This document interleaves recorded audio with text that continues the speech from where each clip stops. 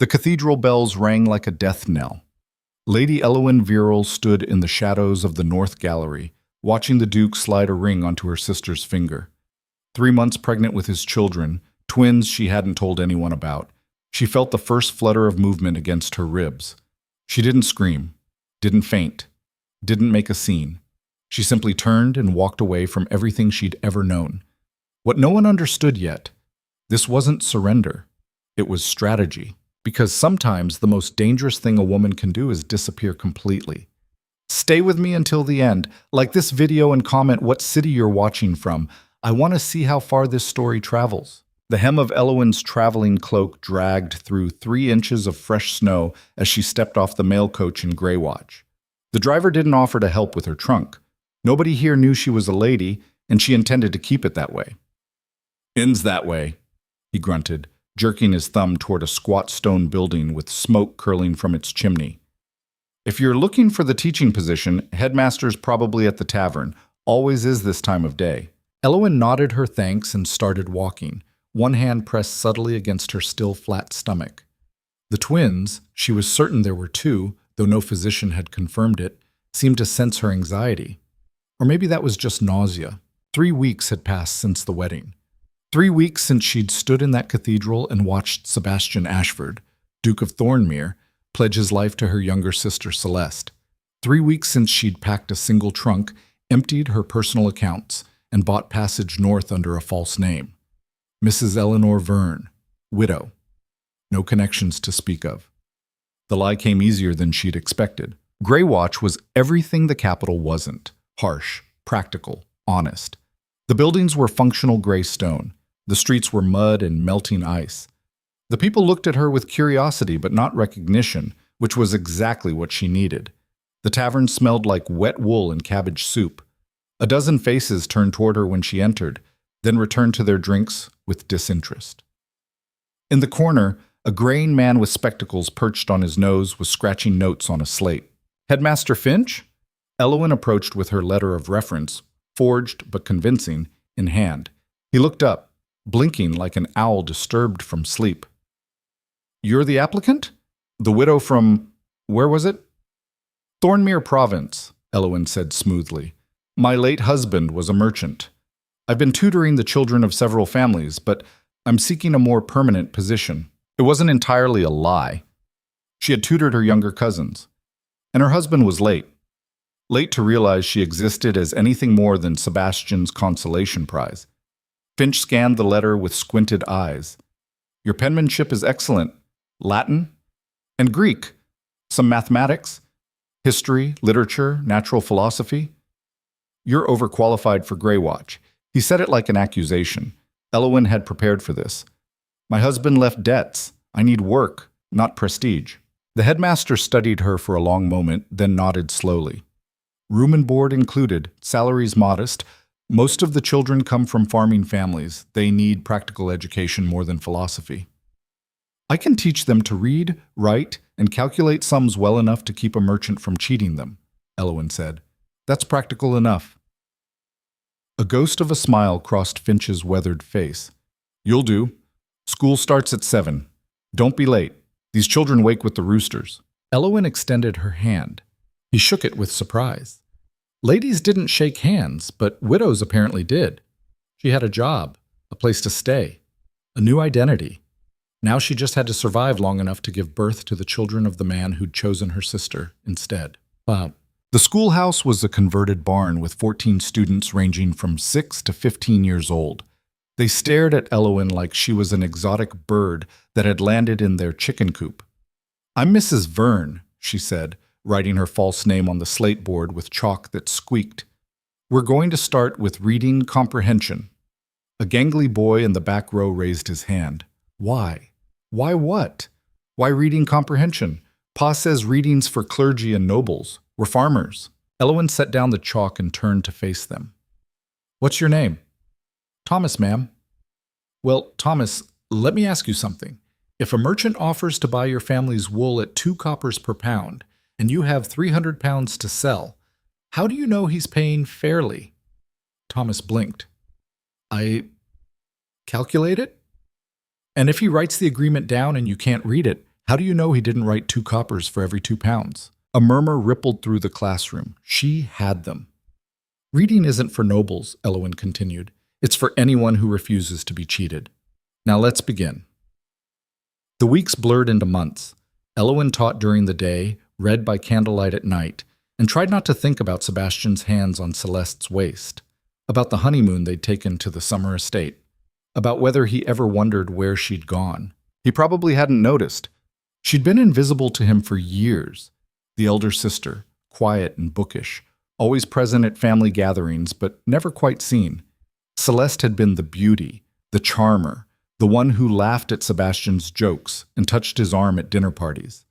Elowen had been the one who played chess with him in the library, who discussed philosophy and politics, who'd believed that intellectual connection meant something. She'd been wrong. By her 4th month, the pregnancy was beginning to show. She let out her dresses, blamed the weight gain on northern cooking, and avoided standing in profile. By her 5th month, she couldn't hide it anymore. "You're with child," Headmaster Finch said it quietly one afternoon after the students had left. It wasn't a question. Elowen's hand moved instinctively to her stomach. "I am." "The late husband?" She met his eyes steadily. Yes, another lie. But what was she supposed to say? "Actually, it's the Duke of Thornmere's bastards, but he doesn't know they exist because he was too busy marrying my sister." Finch nodded slowly. "You'll need help when the time comes. My wife was a midwife before she passed. I know a woman in the village, discreet, competent. I'll send word." Elowen's throat tightened. "Thank you. You're a good teacher," Finch said gruffly. "The children have learned more in 5 months than in the previous 2 years. I don't care about the rest of it." It was the kindest thing anyone had said to her since she'd left the capital. The twins were born on the coldest night of winter, during a blizzard that made the midwife curse the entire way through the delivery. "Push, girl, push! The first one's coming!" Elowen pushed, her fingernails digging crescents into the wooden bed frame. The pain was a wildfire, consuming everything, leaving only the animal need to get them out. The first baby, a boy, emerged squalling and furious. "He's got lungs on him," the midwife said with approval, bundling him quickly. "Now the second, here we go." The girl came 20 minutes later, smaller and quieter, but breathing steady. Elowen held them both and wept for the first time since leaving the cathedral. Not because she was sad, because she'd done it, alone, without family or fortune or the father who should have been there. "What will you call them?" the midwife asked. Elowen looked at the boy's shock of dark hair, Sebastian's hair, and the girl's delicate features, her own. "Rowan," she said, "and Lyra. No family names, no noble lineage, just themselves."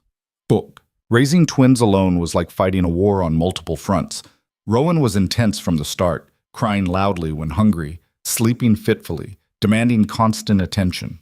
Lyra was quieter, but more observant, watching everything with solemn gray eyes.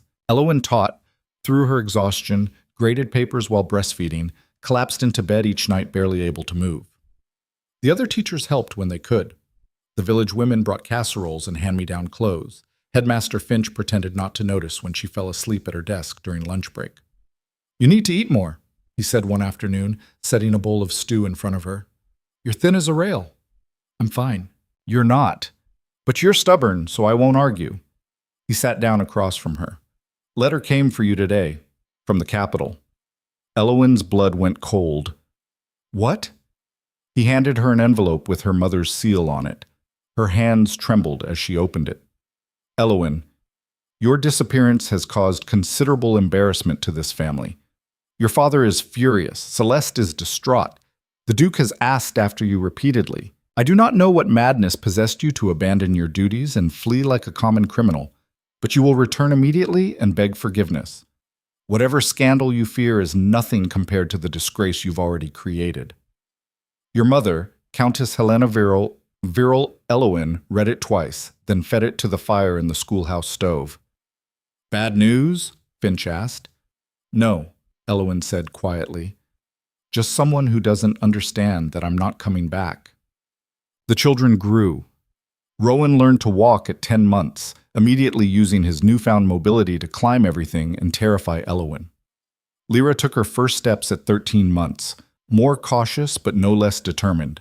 By their second birthday, they were speaking in full sentences. "Mama, why is snow cold?" Rowan asked, pressing his face against the frost-covered window. "Because it's frozen water," Elowen explained. "Heat makes water liquid. Cold makes it solid." "Why?" "Because that's how water behaves." "But why?" Lyra looked up from her picture book. "Rowan asks why a lot." "I've noticed," Elowen said dryly. She taught them to read before they were 3, taught them numbers, shapes, colors, taught them that the world was bigger than Greywatch, but that Greywatch was home. She didn't tell them about their father. What would she say? "Your father is a duke who married my sister because he believed I didn't want him. He doesn't know you exist, and if he did, he could take you away from me. Better to say nothing." 4 years passed. Elowen stopped looking over her shoulder, stopped expecting letters from the capital, stopped dreaming about Sebastian's face. She became Mrs. Verne completely, the respected school teacher, the dedicated mother, the woman who kept to herself but contributed to the community. She taught a generation of Greywatch children to read, write, and think critically. She saved every spare coin she earned. She built a life from nothing. And then, on a gray morning in early spring, everything changed. A rider arrived in Greywatch wearing the Duke of Thornmere's livery. Elowen was walking the twins to school when she saw him dismount in the village square. Her heart stopped. "Mama?" Lyra tugged her hand. "You're squeezing too tight." Elowen loosened her grip, forcing herself to breathe. "Sorry, darling. Keep walking." But the rider was asking questions, showing people a portrait. "Have you seen this woman?" Elowen pulled the children into an alley, her mind racing. She couldn't see the portrait from here, but she knew whose face it showed, her own. "Mama, what's wrong?" Rowan asked. "Nothing," Elowen lied. "We're going to take a different route today." She kept to the back streets, her pulse hammering in her throat. When she reached the schoolhouse, she found Headmaster Finch waiting at the door. "There's a man asking about you," he said quietly. "Duke's messenger. Says he's looking for Lady Elowen Viral." Elowen's composure cracked. "What did you tell him?" "That I've never heard the name." Finch's expression was grave. "But he's persistent. He's going door to door." "I need time to think." "You need to run," Finch interrupted. "Whatever you're hiding from, it's found you." Elowen looked at Rowan and Lyra, both watching her with worried eyes. "I can't run again. Not with them." "Then what will you do?" She had no idea. The messenger found her that afternoon. Elowen was in the schoolhouse alone, grading assignments, when the door opened. The man in Thornmere livery stepped inside, his eyes scanning the room until they landed on her. "Lady Elowen Viral," he said. Not a question. Elowen set down her pen with hands that barely shook. That name doesn't exist anymore. The Duke would disagree. The messenger approached slowly, like she was a spooked horse. "He's been searching for you for 5 years. Then he can search for 5 more. Her voice was ice. "I have nothing to say to him. Your sister is dead." The words hit like a fist to the sternum. Elowen stood slowly, gripping the edge of the desk. "What?" "Duchess Celeste died in childbirth 3 months ago. The baby didn't survive." The messenger's expression softened slightly. "The Duke thought you should know. He's coming here, to Greywatch, to speak with you personally." The room tilted. Sebastian was coming, here, to the place she'd hidden for 5 years, to the life she'd built, to the children he didn't know existed. "When?" Elowen managed. "He left the capital 2 days ago. He'll arrive within the week." A week. 7 days to decide what to do. 7 days to prepare for the confrontation she'd spent 5 years avoiding. "Thank you for the message," Elowen said mechanically. "You can go." The messenger hesitated. My lady, I said go." He left.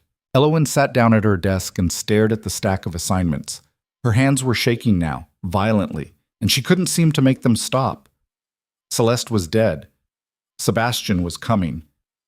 And she had absolutely no idea what to do. That night, after the twins were asleep, Elowen sat by the fire and allowed herself to remember. She remembered the first time she'd met Sebastian Ashford, Duke of Thornmere. She'd been 19, dressed in a gown her mother had chosen, standing at the edge of a ballroom feeling utterly out of place. He'd approached with a glass of champagne and an easy smile. "You look miserable." She'd been too surprised to lie. "I hate these events." "So do I." He'd glanced around conspiratorially. "Want to escape to the library?" They'd spent 3 hours talking about everything: books, politics, philosophy, the absurdity of high society. He'd been intelligent, curious, genuinely interested in her opinions. She'd fallen in love with him that night. For 2 years, they'd maintained a strange, unspoken connection. He'd seek her out at parties. They'd debate Enlightenment philosophy and argue about economics. He'd never said he loved her, but she'd thought, she'd believed. And then Celeste had turned 17 and entered society like a comet, beautiful, charming, everything Elowen wasn't. Within 6 months, Sebastian was courting her. Elowen had tried to be happy for them, had smiled through the engagement announcement, had helped Celeste choose her wedding dress. It wasn't until 2 weeks before the wedding that she'd discovered the truth. She was pregnant. She'd intended to tell Sebastian privately, to give him the choice, but the night she'd gathered her courage, she'd overheard him talking to his best friend in the Duke's study. "You're sure about this?" his friend had asked. "Celeste is lovely, but Elowen made her feelings clear," Sebastian had interrupted, his voice tight. "She rejected me. I won't humiliate myself twice." Elowen had frozen in the hallway. Rejected him? But she'd been too shocked to confront him, too hurt to demand an explanation, so she'd run instead. And now, 5 years later, he was coming to find her. Elowen stared into the fire, her jaw set. She wasn't the same terrified girl who'd fled the capital. She'd survived alone, raised 2 children, built a life from nothing. If Sebastian wanted answers, fine, but she wanted them too. The week passed in a blur of anxiety and preparation. Elowen arranged for a neighbor to watch the twins. She couldn't risk Sebastian seeing them. Not yet, not until she understood what he wanted. On the 7th day, a carriage bearing the Thornmere crest rolled into Greywatch. Elowen watched from the window of the schoolhouse, her heart pounding so hard she thought it might crack her ribs. The carriage door opened. Sebastian Ashford stepped out. He looked older, thinner. There were lines around his eyes that hadn't been there before, and his dark hair was touched with gray at the temples. He wore traveling clothes instead of formal attire, and he moved with a weariness that made him seem almost human. Elowen hated that she still found him handsome. He spoke briefly with the messenger, who pointed toward the schoolhouse. Sebastian's gaze followed the direction, and even from a distance, Elowen saw his expression shift, recognition, disbelief, something that might have been relief. He started walking toward her. Elowen forced herself to breathe, to stand, to meet him at the door before he could enter and contaminate the space she'd made safe. She stepped outside just as he reached the threshold. They stared at each other. 5 years collapsed into seconds. "Elowen," Sebastian said, and his voice was exactly as she remembered, deep, careful, touched with an accent from the southern provinces. "You're here. You're actually here. Did you think the messenger lied?" Her voice came out colder than she'd intended. "I didn't know what to think." He looked at her like she was a ghost. "You disappeared. Completely. Your family didn't know where you'd gone. I hired investigators. They found nothing. It was like you'd vanished from the earth." "I changed my name," Elowen said flatly. "It's not complicated." "Why?" The question was raw. "Why did you leave?" She almost laughed. "You're asking me that? You married my sister because you rejected me." Sebastian's composure cracked. "You told your mother you had no interest in marriage, that you found the idea provincial and limiting. She said you'd laughed when she suggested a match between us." Elowen's blood turned to ice. "I never said that." "Your mother lied." The word hung between them like a blade. Sebastian stared at her. "What?" "I never rejected you," Elowen said, each word deliberate. "I never laughed. I never said marriage was provincial. My mother lied to you." She watched the color drain from his face. That's not possible." "Why would she?" "Because Celeste was prettier," Elowen said bluntly. "More charming, better suited to be a duchess. And my mother wanted a duchess in the family more than she wanted me to be happy." Sebastian looked like she'd struck him. No, no, that can't. Believe what you want, Elowen interrupted. But I'm telling you the truth. I didn't reject you. I didn't run away because I was scared of marriage. I ran because I was pregnant with your children, and I just watched you marry my sister. The silence that followed was absolute. Sebastian's mouth opened, closed, opened again. Pregnant, he repeated numbly. Children, plural. Twins, Elowen confirmed, a boy and a girl. They're 4 years old, and they're mine, not yours, not your family's, not the Thornmere legacy. Mine. She turned and walked back into the schoolhouse, slamming the door behind her. She didn't cry, but she wanted to. What? Sebastian didn't leave Greywatch. He took a room at the inn and requested a meeting with Elowen through Headmaster Finch, who delivered the message with a raised eyebrow. The Duke wants to talk, Finch said, tomorrow morning.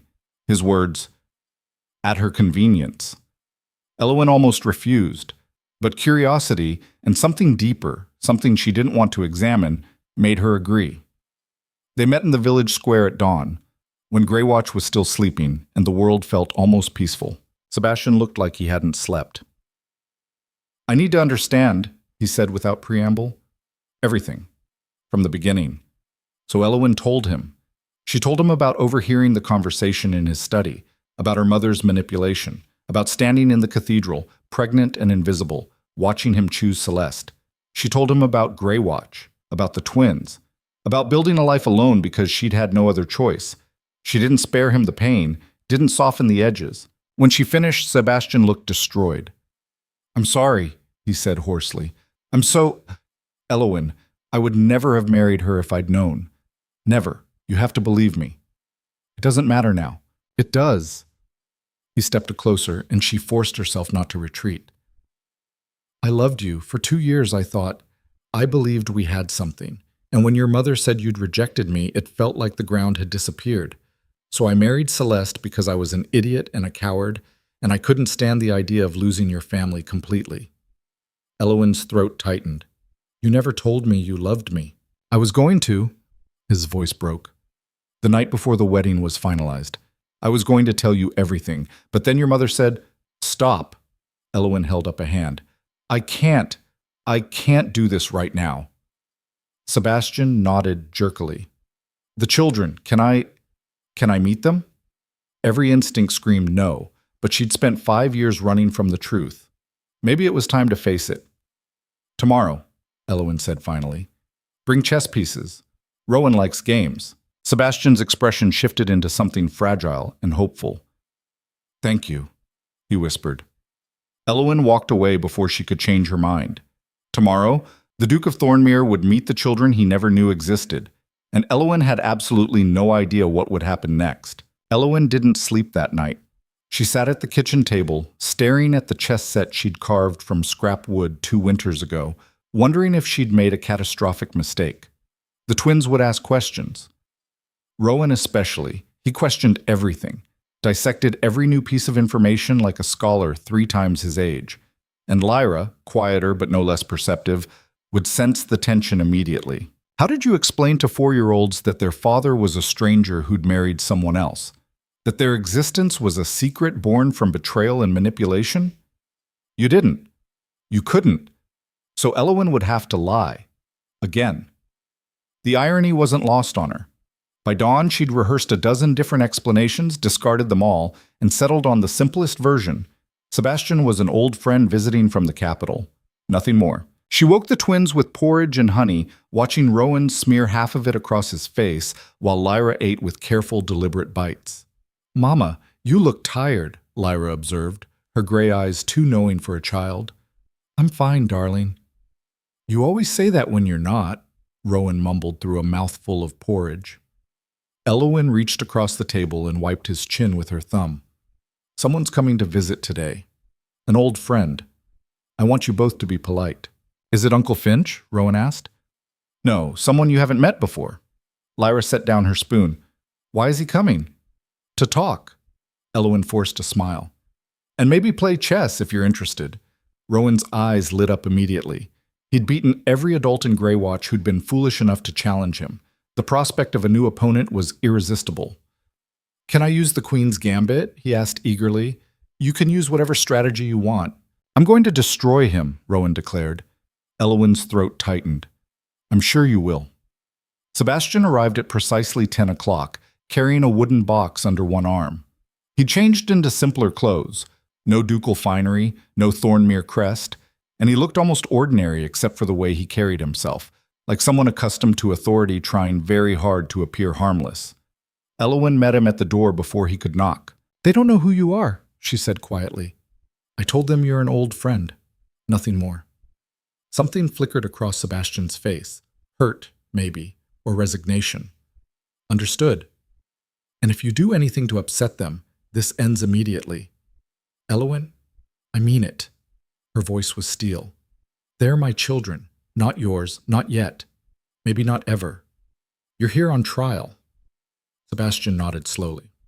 What do I call you? In front of them. She hadn't thought of that. Mrs. Verne, she said finally. That's who I am now. All right. He took a breath. Mrs. Verne. The formality felt wrong, but Elowen didn't correct it. She opened the door wider and stepped aside. The twins were in the main room, Rowan building an elaborate tower from wooden blocks, while Lyra read a picture book in the corner. They both looked up when Sebastian entered. For a moment, nobody moved. Sebastian stared at them like they were miracles made flesh, which Elowen supposed they were. Rowan had his father's dark hair, his sharp jawline, his intense focus. Lyra had Elowen's features softened into something more delicate, but her eyes, those were Sebastian's eyes, the same hazel green that had haunted Elowen's dreams for 5 years. Hello, Sebastian said, and his voice cracked slightly. He cleared his throat. I'm Sebastian, a friend of your mother's. Rowan stood up, assessing him with unsettling directness. Are you a lord? What makes you think that? You stand like one. And your boots are too nice for Greywatch. Sebastian blinked, clearly unprepared for a 4-year-old's observation skills. Yes, I'm a duke, actually. Rowan, Elowen warned, but Rowan ignored her, stepping closer to Sebastian with the fearlessness of a child who'd never learned to be intimidated. Mama says dukes live in castles and make important decisions. What kind of decisions do you make? Boring ones, mostly. Trade agreements, tax policies. That does sound boring. Rowan wrinkled his nose. Do you know how to play chess? Sebastian's expression softened. I do. Mama says you might play with me. Rowan glanced back at Elowen. Can I get the board? Go ahead. Rowan darted off to retrieve the chess set, leaving Sebastian standing awkwardly in the middle of the room. Lyra hadn't moved from her corner, watching him with quiet intensity. You must be Lyra, Sebastian said gently. She nodded, but didn't speak. That's a lovely book. What's it about? Birds, Lyra said finally. Different species, and their migration patterns. Sebastian looked genuinely surprised. That's advanced reading for someone your age. Mama teaches us, Lyra said simply. She says knowledge is armor. Elowen saw Sebastian's throat work as he swallowed. He looked at her, and the anguish in his eyes was so raw she almost felt sorry for him. Almost. Rowan returned with the chess set, already setting up the pieces with practiced efficiency. I'm white, he announced. I always start with the queen's pawn. Aggressive opening, Sebastian observed, settling onto the floor across from him. I approve. The game began. Elowen watched from the doorway, her arms crossed, as Sebastian and Rowan moved pieces across the board. Rowan played with the reckless confidence of someone who'd never lost, sacrificing pawns to advance his position. Sebastian played carefully, testing the boy's defenses without overwhelming him. You're holding back, Rowan accused after the 8th move. Am I? Yes, you could take my knight, but you moved your bishop instead. Sebastian smiled, a real smile, the first Elowen had seen since he'd arrived in Greywatch. You're right, I was being cautious. Don't. Rowan leaned forward, eyes gleaming. Play like you mean it. So Sebastian did. The game shifted. Rowan lost his queen within 6 moves and swore, a word he'd definitely learned from the village boys, before rallying with a counterattack that forced Sebastian into a defensive position. They traded pieces rapidly, neither giving quarter, until the board was nearly empty and Rowan's king was cornered. "Checkmate," Sebastian said quietly. Rowan stared at the board, his face cycling through shock, anger, and grudging respect. "You're good. So are you. That counterattack was brilliant, but I lost." This time, Sebastian started resetting the pieces. "Want to try again?" Rowan's scowl transformed into a fierce grin. "Yes." They played 3 more games. Rowan lost all of them, but improved each time, adapting his strategy, learning from mistakes. By the 4th game, he managed a stalemate, and Sebastian looked genuinely impressed. "You have a gift," Sebastian told him, "a real one. With proper training, Rowan teaches himself." Elowen interrupted from the doorway. She'd been silent for nearly 2 hours, but the conversation was veering into dangerous territory. "He doesn't need training." Sebastian looked up at her, and the unspoken question hung between them. "Why are you denying him opportunities?" "Because those opportunities came with strings, with expectations, with a world that would consume him." "I should go," Sebastian said, standing slowly. His knees cracked, a reminder that he wasn't the young man Elowen had known 5 years ago. "Thank you for letting me visit." "Will you come back?" Rowan asked, already resetting the board for another game. Sebastian glanced at Elowen. She gave the barest nod. "If your mother allows it," he said carefully. "Yes." After he left, Rowan bombarded Elowen with questions. Why didn't Sebastian visit before? How did they know each other? Could he come back tomorrow? Elowen deflected them all with practiced vagueness, but Lyra, quiet, observant Lyra, didn't ask anything. She just watched her mother with those 2 knowing eyes and said nothing at all. That night, after the twins were asleep, Elowen found a note slipped under her door. "I know you don't trust me. I know I have no right to ask for anything. But please, let me know them. Let me try to be what I should have been from the beginning. I'm staying in Greywatch until you tell me to leave." Elowen crumpled the note and threw it in the fire. Then she sat down and cried for the first time since the twins were born. Sebastian returned the next day, and the day after that, and the day after that. He brought books for Lyra, volumes on natural history, astronomy, philosophy. He played chess with Rowan and taught him opening strategies Elowen had never heard of. He fixed the broken hinge on the schoolhouse door and replaced 3 rotted floorboards without being asked. He was careful, respectful. He never stayed too long, never pushed for more than Elowen was willing to give. And the twins loved him. It terrified her. "Mama, Sebastian says there's an observatory in the capital with a telescope that can see the rings of Saturn," Lyra said one evening, her face glowing with excitement. "Can we visit it someday?" "We'll see," Elowen said noncommittally. "Sebastian says I could study at the university when I'm older," Rowan chimed in. "He says they have chess tournaments and libraries with thousands of books, and Sebastian says a lot of things," Elowen cut in, more sharply than she'd intended. Both children fell silent. Elowen forced herself to breathe. "I'm sorry, we have a good life here. We don't need observatories or universities." "But wouldn't they be wonderful?" Lyra asked softly. Elowen didn't have an answer for that. 2 weeks after Sebastian's arrival, Headmaster Finch pulled Elowen aside after classes. "You need to tell them," he said bluntly. "Tell them what? Who he is. What he means to them." Finch's weathered face was grave. "They're not stupid, Elowen. They'll figure it out eventually. Better it comes from you." "I can't." "Why not?" "Because if I tell them, everything changes." Her voice broke. "He's a duke. They're his legitimate heirs now that Celeste is gone. The moment he acknowledges them, they stop being mine and become his. That's not how parenthood works." "It is when you're nobility," Elowen said bitterly. "The Thornmere line needs heirs. His family will demand he bring them to the capital, raise them properly, train them for their future responsibilities. And I'll be... what? A footnote? The scandalous mother who ran away?" Finch was quiet for a long moment. "So you'll keep lying to them?" "I'll keep them safe." "Those aren't the same thing." Elowen knew he was right, but she didn't know what else to do. That night, Sebastian requested a private meeting. They walked to the edge of Greywatch, where the village gave way to rocky hills and endless sky. "I've been thinking," Sebastian said, staring out at the horizon, "about what happens next." Elowen's stomach clenched. What do you mean? I want to acknowledge them, publicly, as my children. No. Elowen, I said no. She turned to face him, her hands shaking. The moment you do that, everything I've built disappears. They'll become Thornmere heirs, and I'll become irrelevant. That's not true, isn't it? She laughed harshly. Your family will demand they be raised at the estate, tutored by the best scholars, groomed for high society.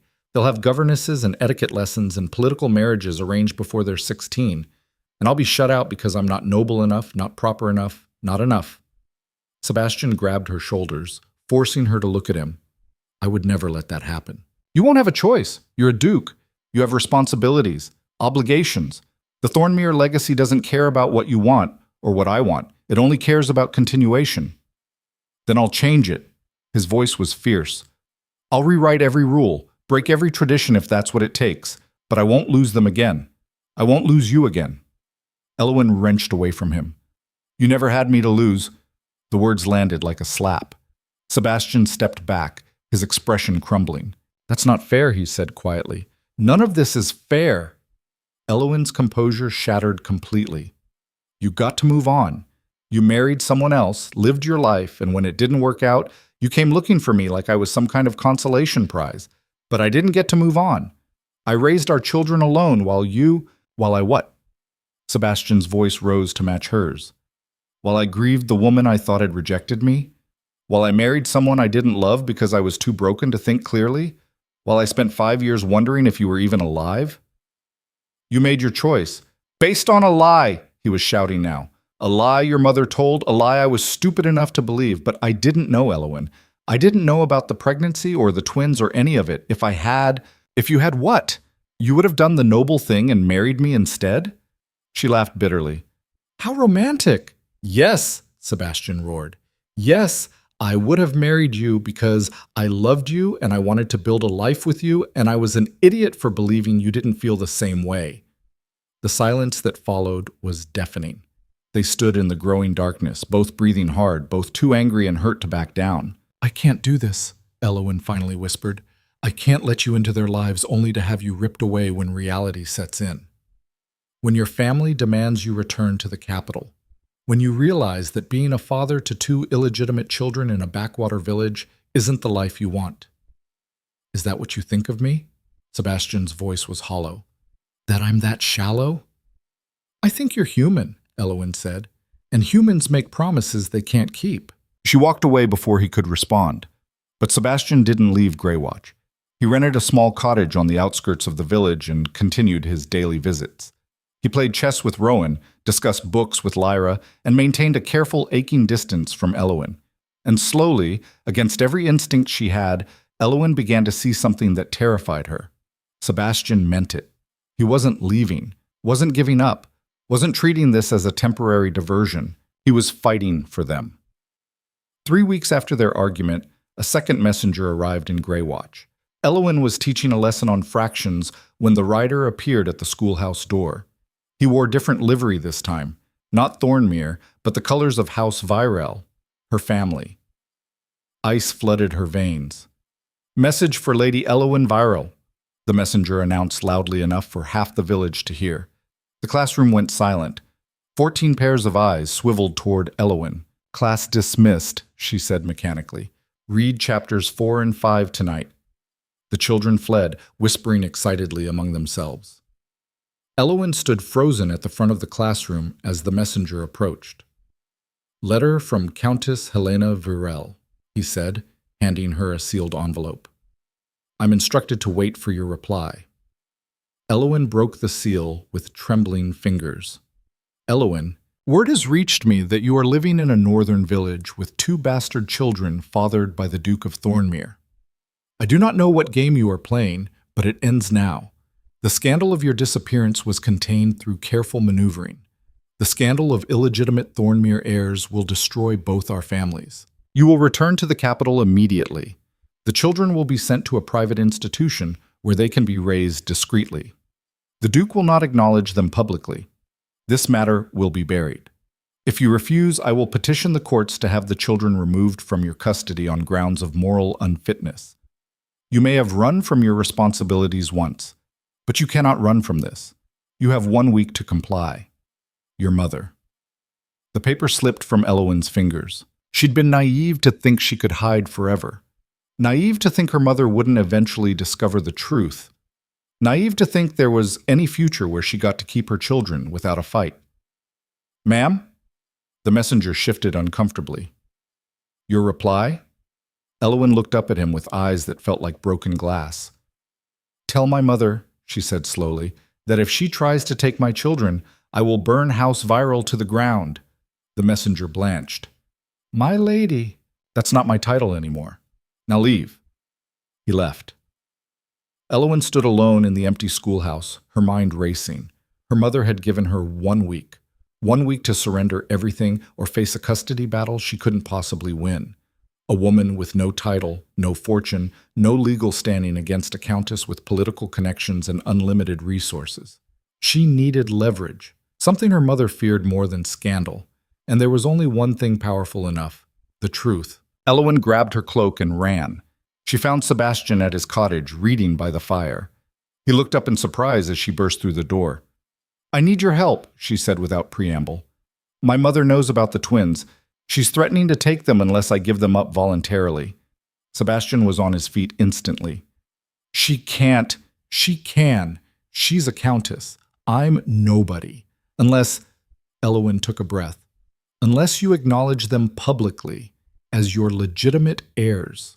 I'll do it, Sebastian said immediately. I'll send letters tonight. We can. It's not enough. Elowen paced the small room like a caged animal. She'll argue the children were born out of wedlock, that they're bastards regardless of your acknowledgement. The courts will side with her. Then what do we do? Elowen stopped pacing. An idea was forming, dangerous, reckless, possibly insane. We find proof, she said slowly, proof that my mother manipulated both of us, that she deliberately sabotaged our relationship. If we can prove she lied to you, told you I'd rejected you when I hadn't, it becomes fraud, Sebastian finished, his eyes widening. Intentional interference with a potential marriage contract. That's grounds for stripping her of legal authority over me and the children. Elowen's pulse hammered. But the proof would have to be undeniable. A letter, a witness, something concrete. Where would we find that? The Virile estate. Elowen met his eyes. My mother keeps meticulous records. If there's evidence, it's there. That's a 3-day journey from here. I know. And breaking into a countess's home to steal documents is necessary, Elowen interrupted. Unless you have a better idea. Sebastian stared at her for a long moment. Then he started pulling on his boots. We leave at dawn, he said. I'll arrange for the children to stay with Headmaster Finch. You're coming with me? Did you think I'd let you do this alone? He grabbed his traveling cloak from the hook by the door. You said it yourself. We need undeniable proof. That means both of us. Together. Elowen felt something crack open in her chest, something she'd kept locked and buried for 5 years. Thank you, she whispered. Sebastian crossed the room and took her hand. His palm was warm against hers. We're getting our children back, he said quietly. Whatever it takes. They left before sunrise, telling Finch only that they'd return within the week. Rowan complained about missing chess lessons. Lara asked if they were running away. Never again, Elowen promised, kissing her forehead. I'm done running. The journey south was brutal. 3 days of hard riding, sleeping in roadside inns, barely speaking except to plan their approach. Elowen hadn't seen the capital in 5 years, and as the familiar spires came into view, nausea rolled through her. We do this quickly, Sebastian said as they dismounted outside the city walls. In and out before anyone recognizes us. The estate will have guards. I know the patrol schedule. Countess Virile uses the same rotation she did 5 years ago. I checked with my contacts. He handed her a dark cloak. We go in through the east garden. There's a servant's entrance that's rarely monitored. How do you know all this? Sebastian's expression was grim. I spent 2 years courting your family. I memorized everything. They waited until nightfall, then slipped through the darkened streets toward the Virile estate. Elowen's heart hammered against her ribs as they scaled the garden wall and dropped into the manicured grounds she'd once called home. Everything looked exactly the same. The rose garden where she'd read as a child. The fountain where Celeste had practiced her laughs. The window to her mother's study, still glowing with lamplight despite the late hour. "She's still awake," Elowen breathed. "Then we wait." They crouched in the shadows for nearly an hour until the light finally went out. Sebastian picked the lock on the servant's door with shocking efficiency, and they crept inside. The house was silent except for the ticking of the grandfather clock in the main hall. Elowen led them through the darkened corridors, every creak of the floorboards making her flinch. Her mother's study was exactly as she remembered: mahogany desk, leather-bound ledgers, locked cabinets containing 5 generations of family correspondence. "Where do we start?" Sebastian whispered. "The personal files. She keeps them in the—" Elowen pulled open a drawer and froze. There, on top of the stack, was a letter in Sebastian's handwriting. Her hand shook as she unfolded it. "Countess Virel, I write to formally request permission to court your daughter, Lady Elowen. I believe we have formed a meaningful connection, and I would be honored to pursue a more official arrangement with your blessing. Yours respectfully, Sebastian Ashford, Duke of Thornmere." Dated 3 weeks before his engagement to Celeste. "She never told me you sent this," Elowen whispered. Sebastian's face had gone white. "Keep looking." They rifled through the files with increasing urgency. And then, buried at the bottom of a locked drawer Sebastian had to break open, they found it. A draft letter in her mother's handwriting. "Dear Duke Ashford, I regret to inform you that Elowen has expressed no interest in your courtship. She finds the prospect of marriage provincial and limiting and has laughed off the suggestion of a match between you. However, my younger daughter, Celeste, has come of age and would be honored to receive your attentions." The letter was dated 2 days after Sebastian's request. "She forged my rejection," Elowen breathed. "She lied to both of us and destroyed everything because she wanted Celeste to be a duchess instead." Sebastian carefully folded both letters. "This is it. This is the proof we—" The study door slammed open. Countess Helena Virel stood in the doorway in her dressing gown, holding a candle. 2 guards flanked her. "Hello, Elowen," she said coldly. "I was wondering when you'd finally grow a spine." Elowen's hand closed around the letters, crushing the evidence against her chest. The candlelight carved harsh shadows across her mother's face, making her look skeletal, predatory. "Put those down," Helena said, her voice silk over steel. "You're trespassing, breaking and entering, theft. Should I continue listing your crimes, or would you prefer to leave quietly before I have you arrested?" Sebastian stepped forward, placing himself between Elowen and the guards. "She's taking what belongs to her. The truth you stole." Helena's gaze slid to him with venomous amusement. "Your Grace, how disappointing to find you participating in common burglary. What would the peerage say?" "I don't care what they'd say." "No?"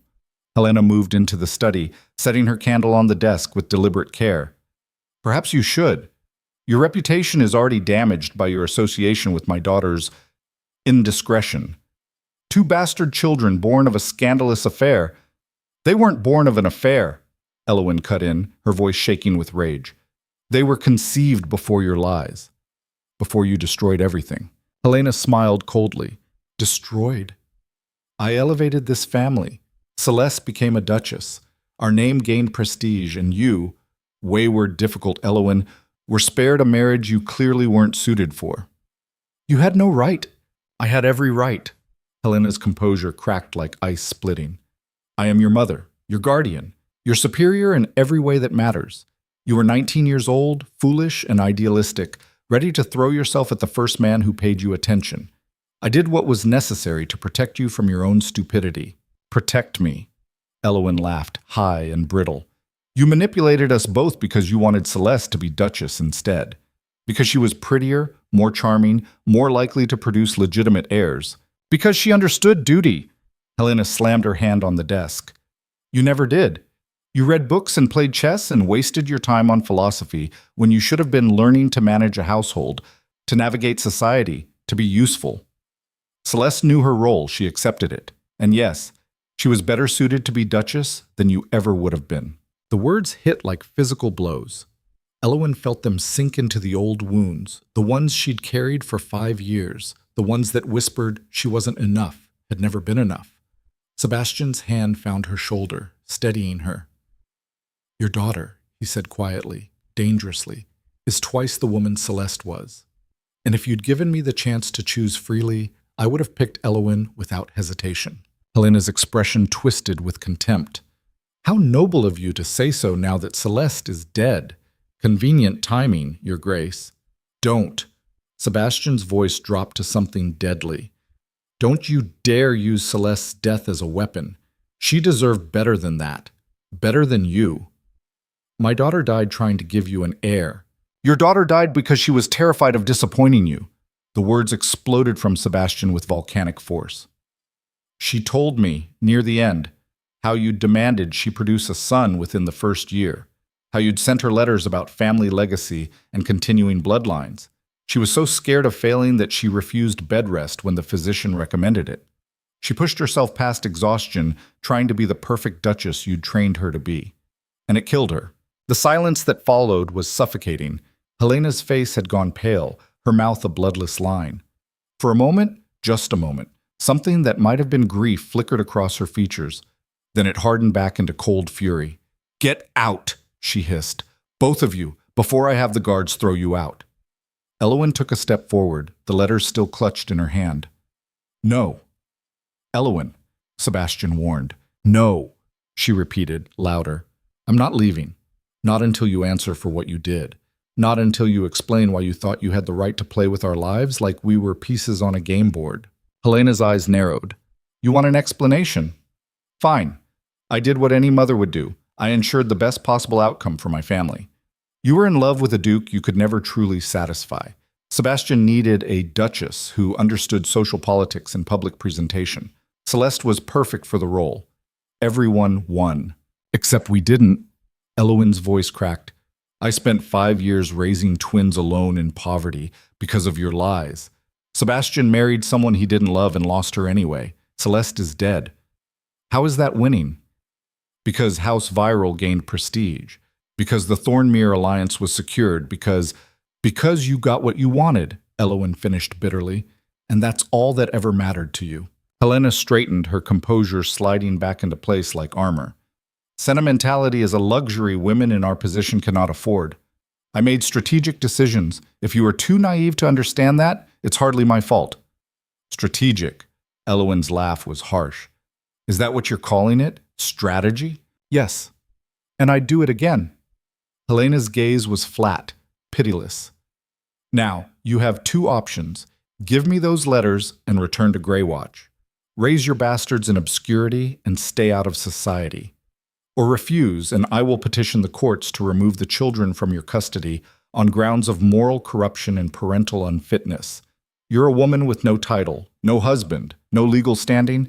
The courts will side with me, not if I acknowledge them publicly, Sebastian said. As my legitimate heirs. Helena laughed, a sharp cutting sound. You think that will matter? They were born out of wedlock. The law is clear on legitimacy. You can claim them all you want, but they'll still be legally bastards unless… She stopped, her eyes widening with realization. Unless what? Elowen demanded. Helena's smile turned vicious. Unless you marry, retroactively legitimizing the children through a subsequent union between their parents. She looked between them with malicious amusement. But that would require His Grace to propose. And after everything that's happened, after 5 years of abandonment and lies and broken trust, do you really think he'd tie himself to you permanently? Elowen's heart stuttered. She didn't look at Sebastian. Couldn't. I would, Sebastian said quietly. The world tilted. Elowen turned to stare at him. What? I'd marry you. Sebastian's expression was steady, certain. Today. Tomorrow. Whenever you'd have me. Not because of legitimacy or legal strategy, though those are certainly factors, but because I should have married you 5 years ago, and I've regretted every day since that I didn't. Helena scoffed. How romantic. A proposal born of desperation and legal maneuvering. I'm sure Elowen is overcome with emotion. Shut up, Elowen snapped, still staring at Sebastian. You don't mean that. You can't. I do, Sebastian said. I know you don't trust me yet. I know I have years of proving myself ahead of me. But if marrying me protects the twins and gives us a fighting chance against your mother's machinations, then I'm asking, will you marry me? It was possibly the least romantic proposal in history, delivered in her mother's study, surrounded by guards, as a legal countermeasure. And yet, Elowen looked at the man who'd spent 3 weeks playing chess with their son and bringing books for their daughter, who'd fixed broken floorboards without being asked, who'd ridden 3 days to help her steal evidence from her own family, who was offering her everything despite the mess she'd made. Yes, she heard herself say. Yes, I'll marry you. Helena's face purpled with rage. This is absurd. This is happening, Sebastian interrupted. Guards, you can leave. We're done here. The guards looked uncertainly at Helena, who waved them away with barely controlled fury. The moment they were gone, she turned on Elowen with venom. You think this solves anything? You think marrying the Duke erases 5 years of scandal? Society will destroy you. They'll call you a schemer who trapped a Duke with bastard children. They'll say you drove Celeste to her death by seducing her husband before the marriage even ended. Let them, Elowen said, surprised by her own steadiness. I don't care what they say anymore. I'm done living my life according to other people's rules. You're a fool. Maybe. Elowen tucked the letters into her cloak. But I'm a fool who's taking these. And if you try to petition the courts for custody, I will present them as evidence of fraud and manipulation. The scandal won't just touch me. It'll destroy you. Helena's hands clenched into fists. You would ruin this family over your pride. You ruined this family 5 years ago, Elowen shot back. I'm just making sure everyone knows it. She turned toward the door, Sebastian falling into step beside her. They'd almost reached the threshold when Helena's voice stopped them. Elowen. Elowen looked back. Her mother stood alone in the candlelit study, suddenly looking every one of her 53 years. Tired, diminished, almost human. I did love you, Helena said quietly. In my own way. I wanted you to be safe. Then you should have let me choose my own path, Elowen replied. Instead of choosing it for me. She walked out.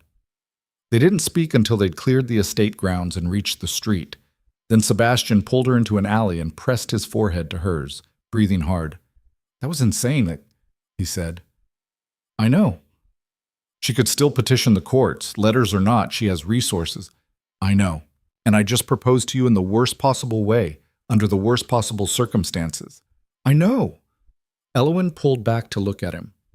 Did you mean it? Every word. Even the part about regretting the last 5 years? Especially that part.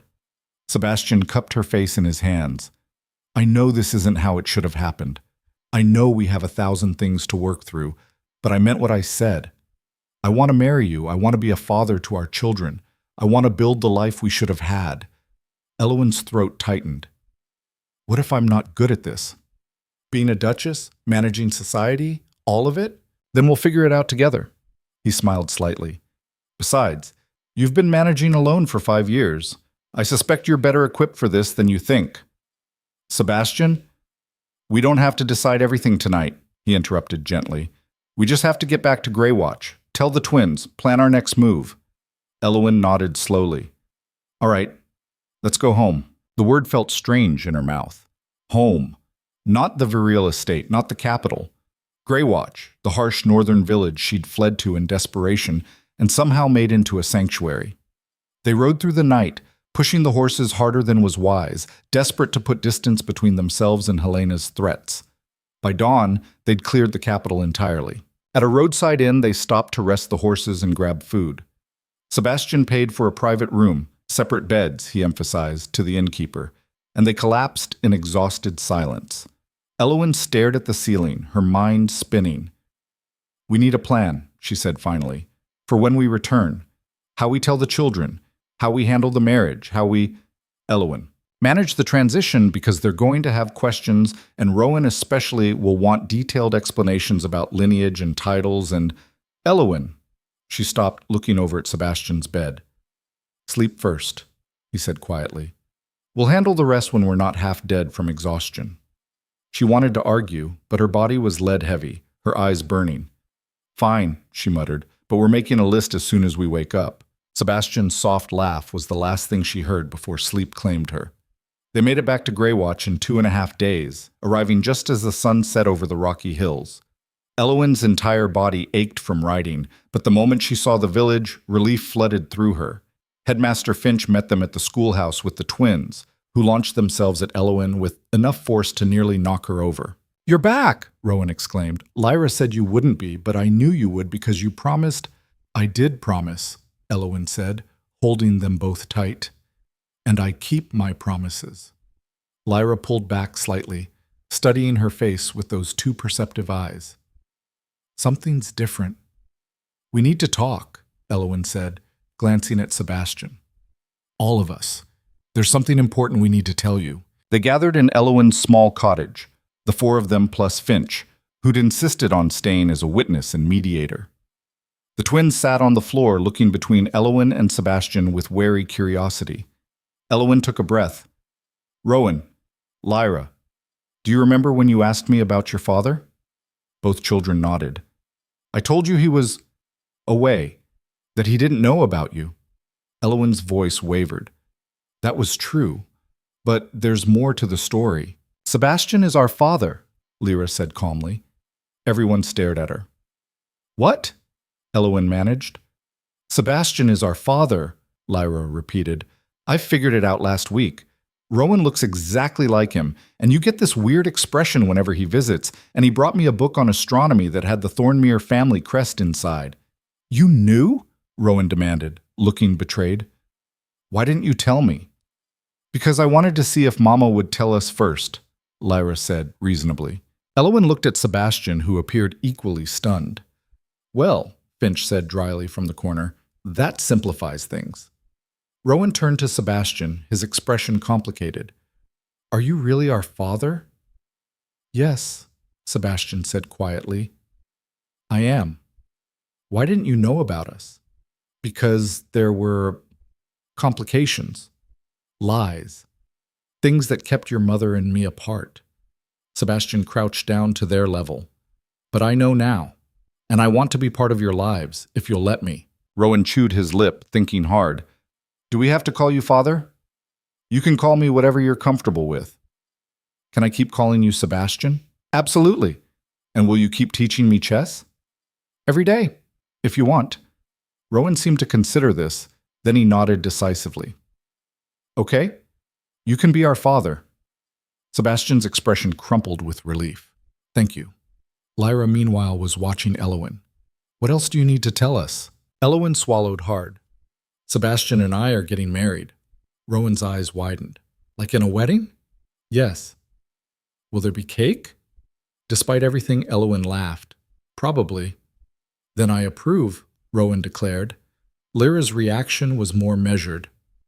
"Are you happy about it, Mama?" The question cut straight to the heart of everything. Was she happy? She was terrified, uncertain, still processing 5 years of pain and betrayal. But when she looked at Sebastian, at the man who'd spent 3 weeks proving himself, who'd broken into her mother's estate to find evidence, who'd proposed in the worst possible circumstances just to protect their children, she felt something that might eventually become happiness. "I think I will be," Elowen said honestly. "It might take time, but yes, I think I will be." Lyra nodded slowly. "Okay, then I'm happy too." The wedding happened 3 days later in Greywatch's small chapel, witnessed by the entire village and presided over by a traveling priest who happened to be passing through. It wasn't grand or elaborate. Elowen wore a simple blue dress, Sebastian his traveling clothes. The twins stood as witnesses, Rowan fidgeting through the entire ceremony while Lyra watched with solemn attention. When the priest pronounced them married, Sebastian kissed her carefully, like she might break. Elowen kissed him back and felt 5 years of walls begin to crack. The celebration afterward was modest but joyful. The village brought food and music, and for a few hours, Elowen let herself forget about Helena's threats and society's judgment and the complicated future ahead. But that night, after the twins were asleep and the guests had gone home, Sebastian found her standing at the window of their cottage, staring out at the darkness. "Regrets already?" he asked lightly. "No." Elowen turned to face him. "But we're not done. My mother won't give up this easily. She'll find another way to come after us." Then we'll be ready. Will we? Elowen's voice was tight with anxiety. Sebastian, I don't know how to be a duchess. I don't know how to navigate court politics or manage a great estate or any of it. I've spent 5 years teaching children their letters and patching worn-out clothes. How am I supposed to— Hey! Sebastian crossed the room and took her hands. You survived 5 years alone. You built a life from nothing. You raised 2 brilliant, resilient children. You broke into your mother's estate and stole evidence that could destroy her reputation. You're one of the strongest people I've ever met. Being a duchess will be easy by comparison. You're just saying that I'm not. His grip tightened. Elowen, look at me. She did. We'll figure this out, Sebastian said firmly. Together. Not because it'll be easy, but because we don't have a choice. Your mother declared war the moment she sent that first threat. So we fight back. We legitimize the twins' claim, we shore up our legal position, and we make it clear that we're not running anymore. And if she retaliates, then we hit harder. Sebastian's expression turned fierce. I have resources too. Political connections, legal advisors, allies who owe me favors. Your mother isn't the only one who knows how to play power games. Elowen felt something shift in her chest, the first real spark of hope she'd had since Helena's letter arrived. All right, she said quietly. We fight. Together? Together. Sebastian pulled her into an embrace, and for the first time in 5 years, Elowen let herself lean on someone else. The next morning, a rider arrived with a message sealed in wax bearing the royal crest. Elowen's hands shook as she broke the seal. To His Grace Sebastian Ashford, Duke of Thornmere, and Lady Elowen Ashford, Duchess of Thornmere. It has come to our attention that allegations of fraud and manipulation have been raised concerning the marriage contract between the Duke of Thornmere and the late Duchess Celeste Virel. A formal inquiry has been opened. Countess Helena Virel has been summoned to court to answer questions regarding her correspondence with the Duke prior to his first marriage. Additionally, we are informed that the Duke has recently remarried and retroactively legitimized 2 natural children born prior to his second marriage. This matter requires official recognition and documentation. You are both hereby summoned to the capital to present testimony and evidence before the royal magistrate within 14 days. Failure to appear will result in forfeiture of all claims and potential criminal charges. By order of His Majesty. Elowen read it twice, her mind reeling. They're calling us to court, she said numbly. Both of us. Sebastian took the letter, scanning it quickly. His jaw tightened. Your mother must have petitioned the crown directly, probably claimed we were slandering her reputation. Can we win? I don't know. Sebastian set down the letter. But we have the evidence. The letters, the timeline, everything. If we present it clearly, if they believe us, Elowen interrupted. Sebastian, this is the royal court. They side with established nobility. My mother has been part of court society for 30 years. We're asking them to believe that a respected countess deliberately sabotaged her own daughter's future for political gain. Why would they take our word over hers? Because we have proof that can be explained away. She can claim the letters were misunderstood, that she was acting in my best interest, that she genuinely believed I didn't want to marry you. There's no way to prove intent. Sebastian was silent, his expression grim, because she was right, and they both knew it. What do we do? Elowen asked quietly. We go to court, Sebastian said. We present our evidence. We tell the truth, and hope it's enough. And if it's not? He didn't answer, because they both knew what would happen if they lost. The twins would be declared bastards. Elowen would lose all legal rights to them. Helena would petition for custody and likely win. Everything they'd fought for would be destroyed. That night, Elowen couldn't sleep. She lay in bed listening to Sebastian's breathing from across the room. They hadn't shared a bed yet, both too uncertain, too careful, and tried to imagine what would happen if they failed. Would Helena really take the twins? Raise them as Virels, stripping away everything Elowen had taught them? Or would she send them away entirely to some distant institution where they'd be forgotten? The thought made Elowen's chest constrict with panic. She couldn't let that happen. Wouldn't. Which meant she needed an advantage, something her mother wouldn't expect.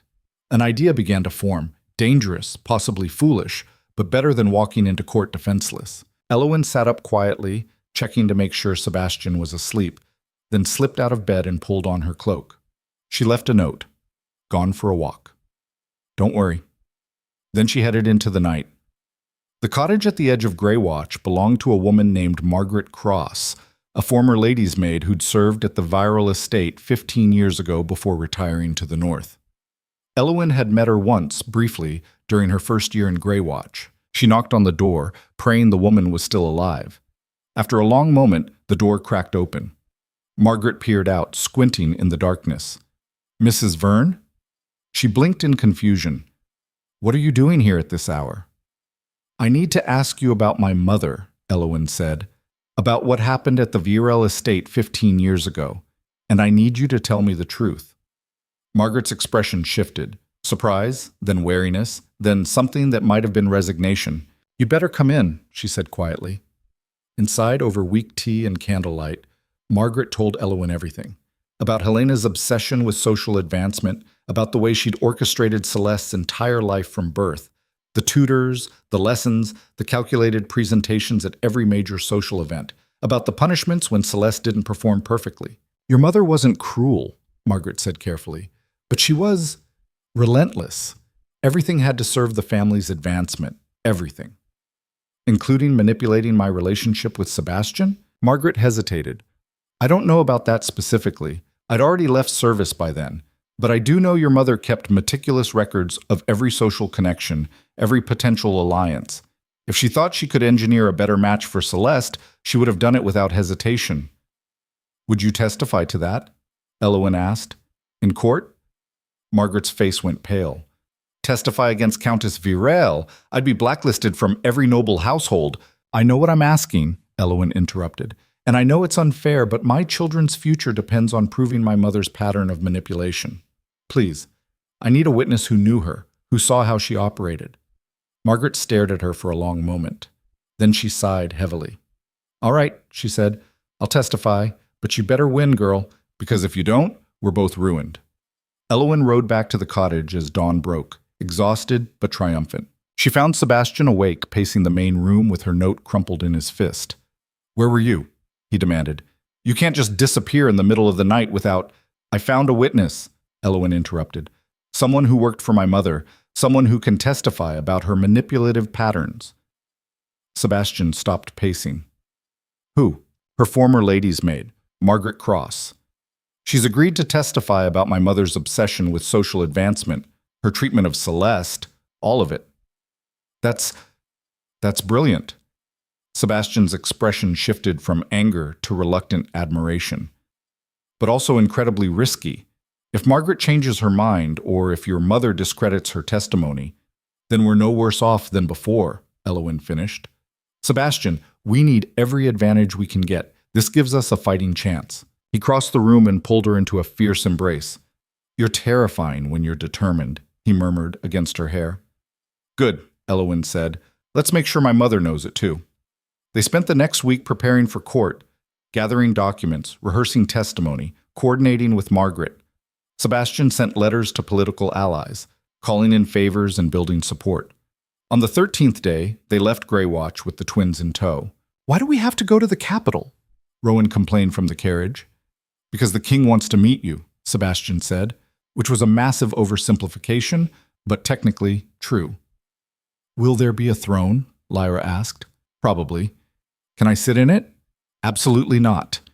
The twins bickered about throne protocols for the next hour, while Elowen stared out the window, her stomach churning with anxiety. This was it. Their last chance to protect the future they'd built. If they lost, everything ended. When they arrived at the capital, the city felt like a living thing. Too loud, too crowded, too much. Elowen gripped Sebastian's hand as they navigated the streets toward the courthouse. The royal magistrate's office was a marble monstrosity designed to intimidate. Inside, nobles and lawyers filled the antechamber, their conversations falling silent as Sebastian entered with Elowen at his side. Whispers rippled through the crowd. That's the Duke of Thornmere, with his new wife. I heard she was the sister, the elder one, the plain one. Can you imagine? 2 bastards, already 4 years old, scandalous. Elowen kept her head high, refusing to flinch. A clerk appeared and led them to a private chamber where they'd wait until called. Margaret was already there, looking terrified but resolute. "Thank you for coming," Elowen said quietly. Margaret nodded stiffly. "Let's just get this over with." An hour later, the doors opened. "The royal magistrate will see you now." They filed into the courtroom, a vast, intimidating space with high ceilings and rows of spectators. At the front, the magistrate sat behind an enormous bench, flanked by two advisors, and on the opposite side of the room, looking immaculate and composed, sat Countess Helena Virel. She met Elowen's eyes and smiled, calculated, designed to cut without seeming to draw blood. Elowen felt her pulse spike, her hands clenching into fists at her sides. The magistrate, a silver-haired man named Lord Pembroke, banged his gavel once. The room fell silent. "We are here to adjudicate several interconnected matters," he announced, his voice carrying across the chamber.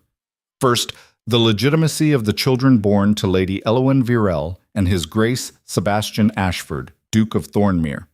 Second, allegations of fraudulent interference in a marriage contract. Third, a petition for custody filed by Countess Helena Virel on grounds of moral unfitness."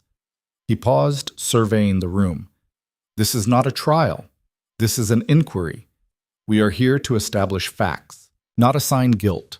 Proceed with that understanding."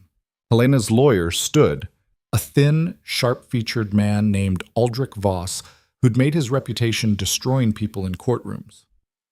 "Your Honor, if I may begin. My client, Countess Helena Virel, is a woman of impeccable reputation who has served this court and society with distinction for over 30 years. The allegations brought against her are not only baseless, but constitute a desperate attempt by her daughter to avoid accountability for her own reckless choices." Elowen's jaw tightened. Voss continued smoothly. "Lady Elowen Virel disappeared 5 years ago without explanation, abandoning her family and responsibilities. She later gave birth to 2 illegitimate children, which she concealed from their father and raised in poverty rather than seek support through proper channels. Now, faced with the consequences of her actions, she concocts a story of manipulation and fraud to justify her behavior. The evidence will show that Countess Virel acted only as any concerned mother would, protecting her daughter from an unsuitable match. Unsuitable? Sebastian was on his feet before Elowen could stop him. "I formally requested permission to court Lady Elowen. The Countess deliberately misrepresented her daughter's feelings to prevent the match." "Your Grace," Pembroke said mildly, "you'll have your opportunity to speak. Please sit down." Sebastian sat, but his jaw was locked with fury. Pembroke turned to Elowen. "Lady Elowen, or rather Duchess Thornmere, do you have evidence to support your allegations?" Elowen stood, forcing her voice steady. "I do, Your Honor." She handed the letters to the clerk, who passed them to Pembroke. "The first is a formal courtship request from the Duke to my mother, dated 3 weeks before his engagement to my sister Celeste. The second is a draft letter in my mother's handwriting, informing the Duke that I had rejected him, a rejection that never occurred." Pembroke examined the letters carefully, his expression unreadable. "These appear authentic. Countess Virel, do you dispute the handwriting?" Helena stood gracefully. "I do not dispute the handwriting, Your Honor. However, I dispute the interpretation. My daughter had indeed expressed reluctance about marriage in general and about the Duke specifically. I was acting on information she had given me." "That's a lie," Elowen said flatly. "Is it?" Helena's voice was maddeningly calm. "Your Honor, my daughter was 19 at the time, young, idealistic, prone to changing her mind. She told me on multiple occasions that she found the prospect of marriage limiting, that she wished to pursue intellectual interests rather than domestic ones. When the Duke expressed interest, I genuinely believed she would refuse him. I was trying to spare everyone the embarrassment of a formal rejection." "Then why not let me make that rejection myself?" Elowen demanded. "Why lie to him without consulting me?"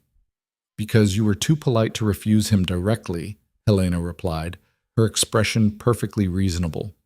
"You would have agonized over it, worried about offending him. I was trying to spare you that difficulty." It was a masterful performance, the concerned mother protecting her oversensitive daughter. And from the murmurs in the gallery, some of the spectators were buying it. "Your Honor," Sebastian's lawyer interjected, "a woman named Catherine Marsh who specialized in contract law." The Countess claims she was acting on her daughter's stated preferences, but she also immediately suggested her younger daughter Celeste as an alternative match. That suggests premeditation, not protective instinct. I suggested Celeste because she was of marriageable age and well suited to the role of Duchess, Helena said smoothly. The Duke needed a wife. My younger daughter was available and willing. It was practical, not conspiratorial. Pembroke made a note. What of the children? Duke Ashford, you claim they are yours? They are, Sebastian said firmly. I have formally acknowledged them and married their mother to legitimize them retroactively. Convenient timing, Voss interjected. The Duke's first wife dies in childbirth, leaving him without an heir. Suddenly, two mysterious children appear, born to a woman who disappeared 5 years ago. How do we know these children are truly his and not simply convenient replacements? Elowen's blood boiled. Are you suggesting I fabricated? I'm suggesting, Voss said coldly, that you have significant motivation to lie. You were in love with the Duke. He married your sister instead. And now that she's dead, you've concocted this entire story to install yourself as Duchess and your children as heirs. That's absurd. Is it? You have no proof the children are his beyond your word, no witnesses to the conception, no contemporary acknowledgement from the Duke himself. Voss's smile was vicious.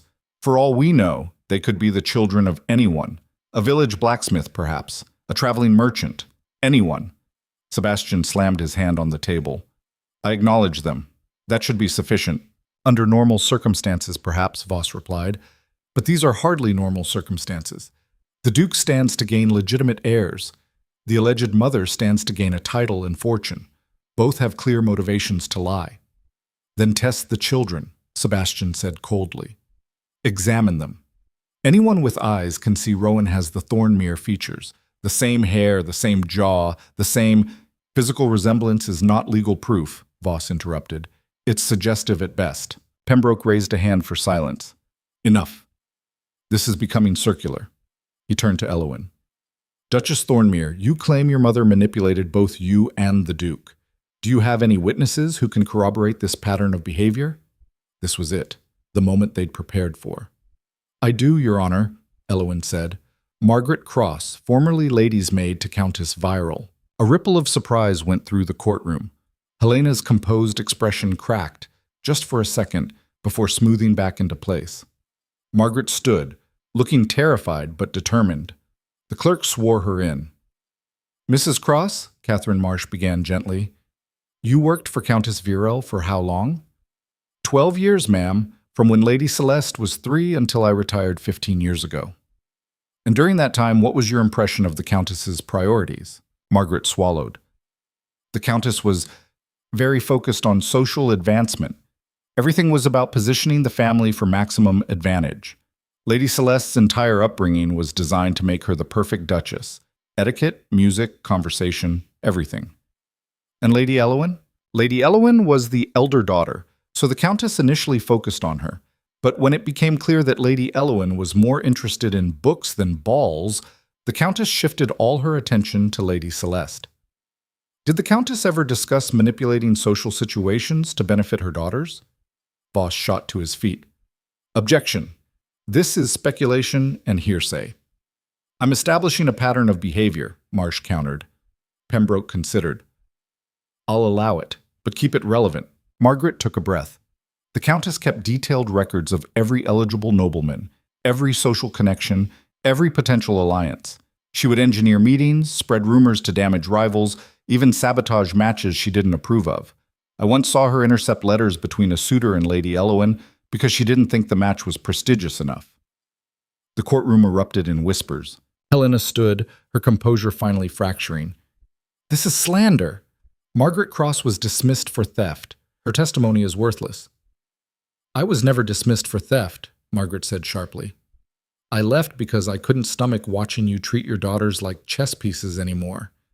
You want to talk about theft? Let's talk about how you stole Lady Elowen's letters from the Duke, how you forged responses to make him think she wasn't interested, how you— Enough! Pembroke's gavel cracked like thunder. Mrs. Cross, do you have proof of these specific allegations? Margaret hesitated. No, Your Honor. I left service before the Duke began courting the family, but I know how the Countess operated. If she wanted Celeste to be Duchess instead of Elowen, she would have done whatever was necessary to make it happen. It wasn't definitive proof, but it was damning context. Pembroke turned to Helena. Countess Virel, how do you respond? Helena's mask was back in place, but her eyes were cold with fury. Margaret Cross is a disgruntled former servant with an axe to grind. Her testimony is based on gossip and resentment, not fact. I was a devoted mother trying to guide my daughters toward successful futures. If that's a crime, then every mother in this room is guilty. Murmurs of agreement from some of the noble spectators. Pembroke made another note, his expression inscrutable. Let's return to the central question, the legitimacy of the children. Duke Ashford, you've acknowledged them. Duchess Thornmere, you claim they were conceived before the Duke's first marriage. Do the children themselves have any knowledge of their parentage? Elowen's heart sank. They'd hoped to keep Rowan and Lyra out of this, but we do, a small voice said from the back of the courtroom. Everyone turned. Rowan and Lyra stood in the doorway, hand in hand. They must have slipped away from their caretaker and followed the adults into the courthouse. Rowan, Lyra, you shouldn't be here, Elowen started. But we are, Rowan said, marching forward with his characteristic fearlessness. And we heard what that man said. He pointed at Voss. He said we might not be Sebastian's children, that Mama might be lying. Young man, Pembroke said, not unkindly, this is not a place for children. We're not just children, Rowan interrupted. We're the people you're arguing about. Doesn't that mean we should get to speak? A startled laugh rippled through the gallery. Even Pembroke looked taken aback. The boy has a point, one of the advisors murmured. Pembroke considered, then nodded slowly. Very well. Come forward. Rowan and Lyra approached the bench. Standing before the magistrate, they looked impossibly small, 2 4-year-olds facing down the entire weight of the legal system. But they didn't flinch. What's your name? Pembroke asked gently. Rowan Ashford, Rowan said clearly. And this is my sister Lyra Ashford. You use your father's surname? Mama told us we could choose, Lyra said softly. We chose Ashford because Sebastian is our father, and we want people to know. And how do you know he's your father? Rowan frowned. Because Mama told us, and because he looks like me, and because he's been teaching me chess every day for a month, and he knows all the strategies that Mama taught me, which means they learned from the same people, which means they're connected. It was childish logic, but delivered with such absolute conviction that the courtroom went quiet. Also, Lyra added, he brought me a book on astronomy with our family crest inside. He wouldn't do that unless we were family. Pembroke looked at the twins for a long moment, then at Elowen, then at Sebastian. These children, he said slowly, clearly believe Duke Ashford is their father, and the Duke has acknowledged them. In the absence of definitive proof to the contrary, I'm inclined to accept that claim. Voss opened his mouth to object, but Pembroke held up a hand. However, he continued, the question of fraudulent interference remains. Countess Virel, the evidence suggests you did deliberately misrepresent your daughter's feelings to the Duke. Whether that constitutes legal fraud is debatable, but it certainly constitutes serious misconduct. Helena's face had gone pale. Your Honor, I acted in what I believed were my daughter's best interests. You acted in your own interests, Pembroke said sharply. You wanted Celeste to be Duchess because it elevated your family's status. You manipulated 2 young people and caused immeasurable harm in the process. He paused. I cannot retroactively annul the Duke's first marriage. Duchess Celeste is deceased, and such an action would dishonor her memory. However, I can rule on the custody petition. Elowen's breath caught. Countess Virel, your petition claims Duchess Thornmere is morally unfit to raise these children, yet the evidence shows she has raised them successfully for 4 years, teaching them to read and write and think critically. She has provided a stable home and loving environment. Meanwhile, you orchestrated a deception that destroyed your daughter's future and contributed to your younger daughter's death through relentless pressure to produce an heir. Helena flinched as though struck. Your petition, Pembroke said coldly, is denied. The children will remain with their mother and acknowledged father. Furthermore, I am ordering a formal inquiry into your conduct during the period preceding the Duke's first marriage. If evidence of deliberate fraud emerges, you may face legal consequences. The courtroom exploded. Helena stood frozen, her carefully constructed composure shattered. Around her, nobles whispered and pointed, the scandal already spreading like wildfire. Elowen felt Sebastian's hand find hers, gripping tight. They'd won. Not completely, not perfectly, but they'd won. Pembroke banged his gavel for silence. This inquiry is concluded. The children are legitimate heirs of House Thornmere. Custody remains with the parents. All parties are dismissed. As the crowd began to disperse, Helena finally moved. She walked toward Elowen with measured steps, her expression unreadable. "You've destroyed me," she said quietly. "You know that, don't you? My reputation, my standing, everything I built, gone." "You destroyed yourself," Elowen replied, her voice steady. "I just made sure everyone knew it." Helena's laugh was bitter. "You think you've won, but society will never fully accept you. You'll always be the scandalous duchess, the woman who had children out of wedlock. Your twins will carry that shadow their entire lives." "Maybe," Elowen said, "but at least they'll be free of you." She turned and walked away, Sebastian and the twins falling into step beside her. Outside the courthouse, the late afternoon sun felt like absolution. Elowen stood on the steps, breathing in the cool air, trying to process what had just happened. "Mama?" Lyra tugged her hand. "Are we going home now?" Home.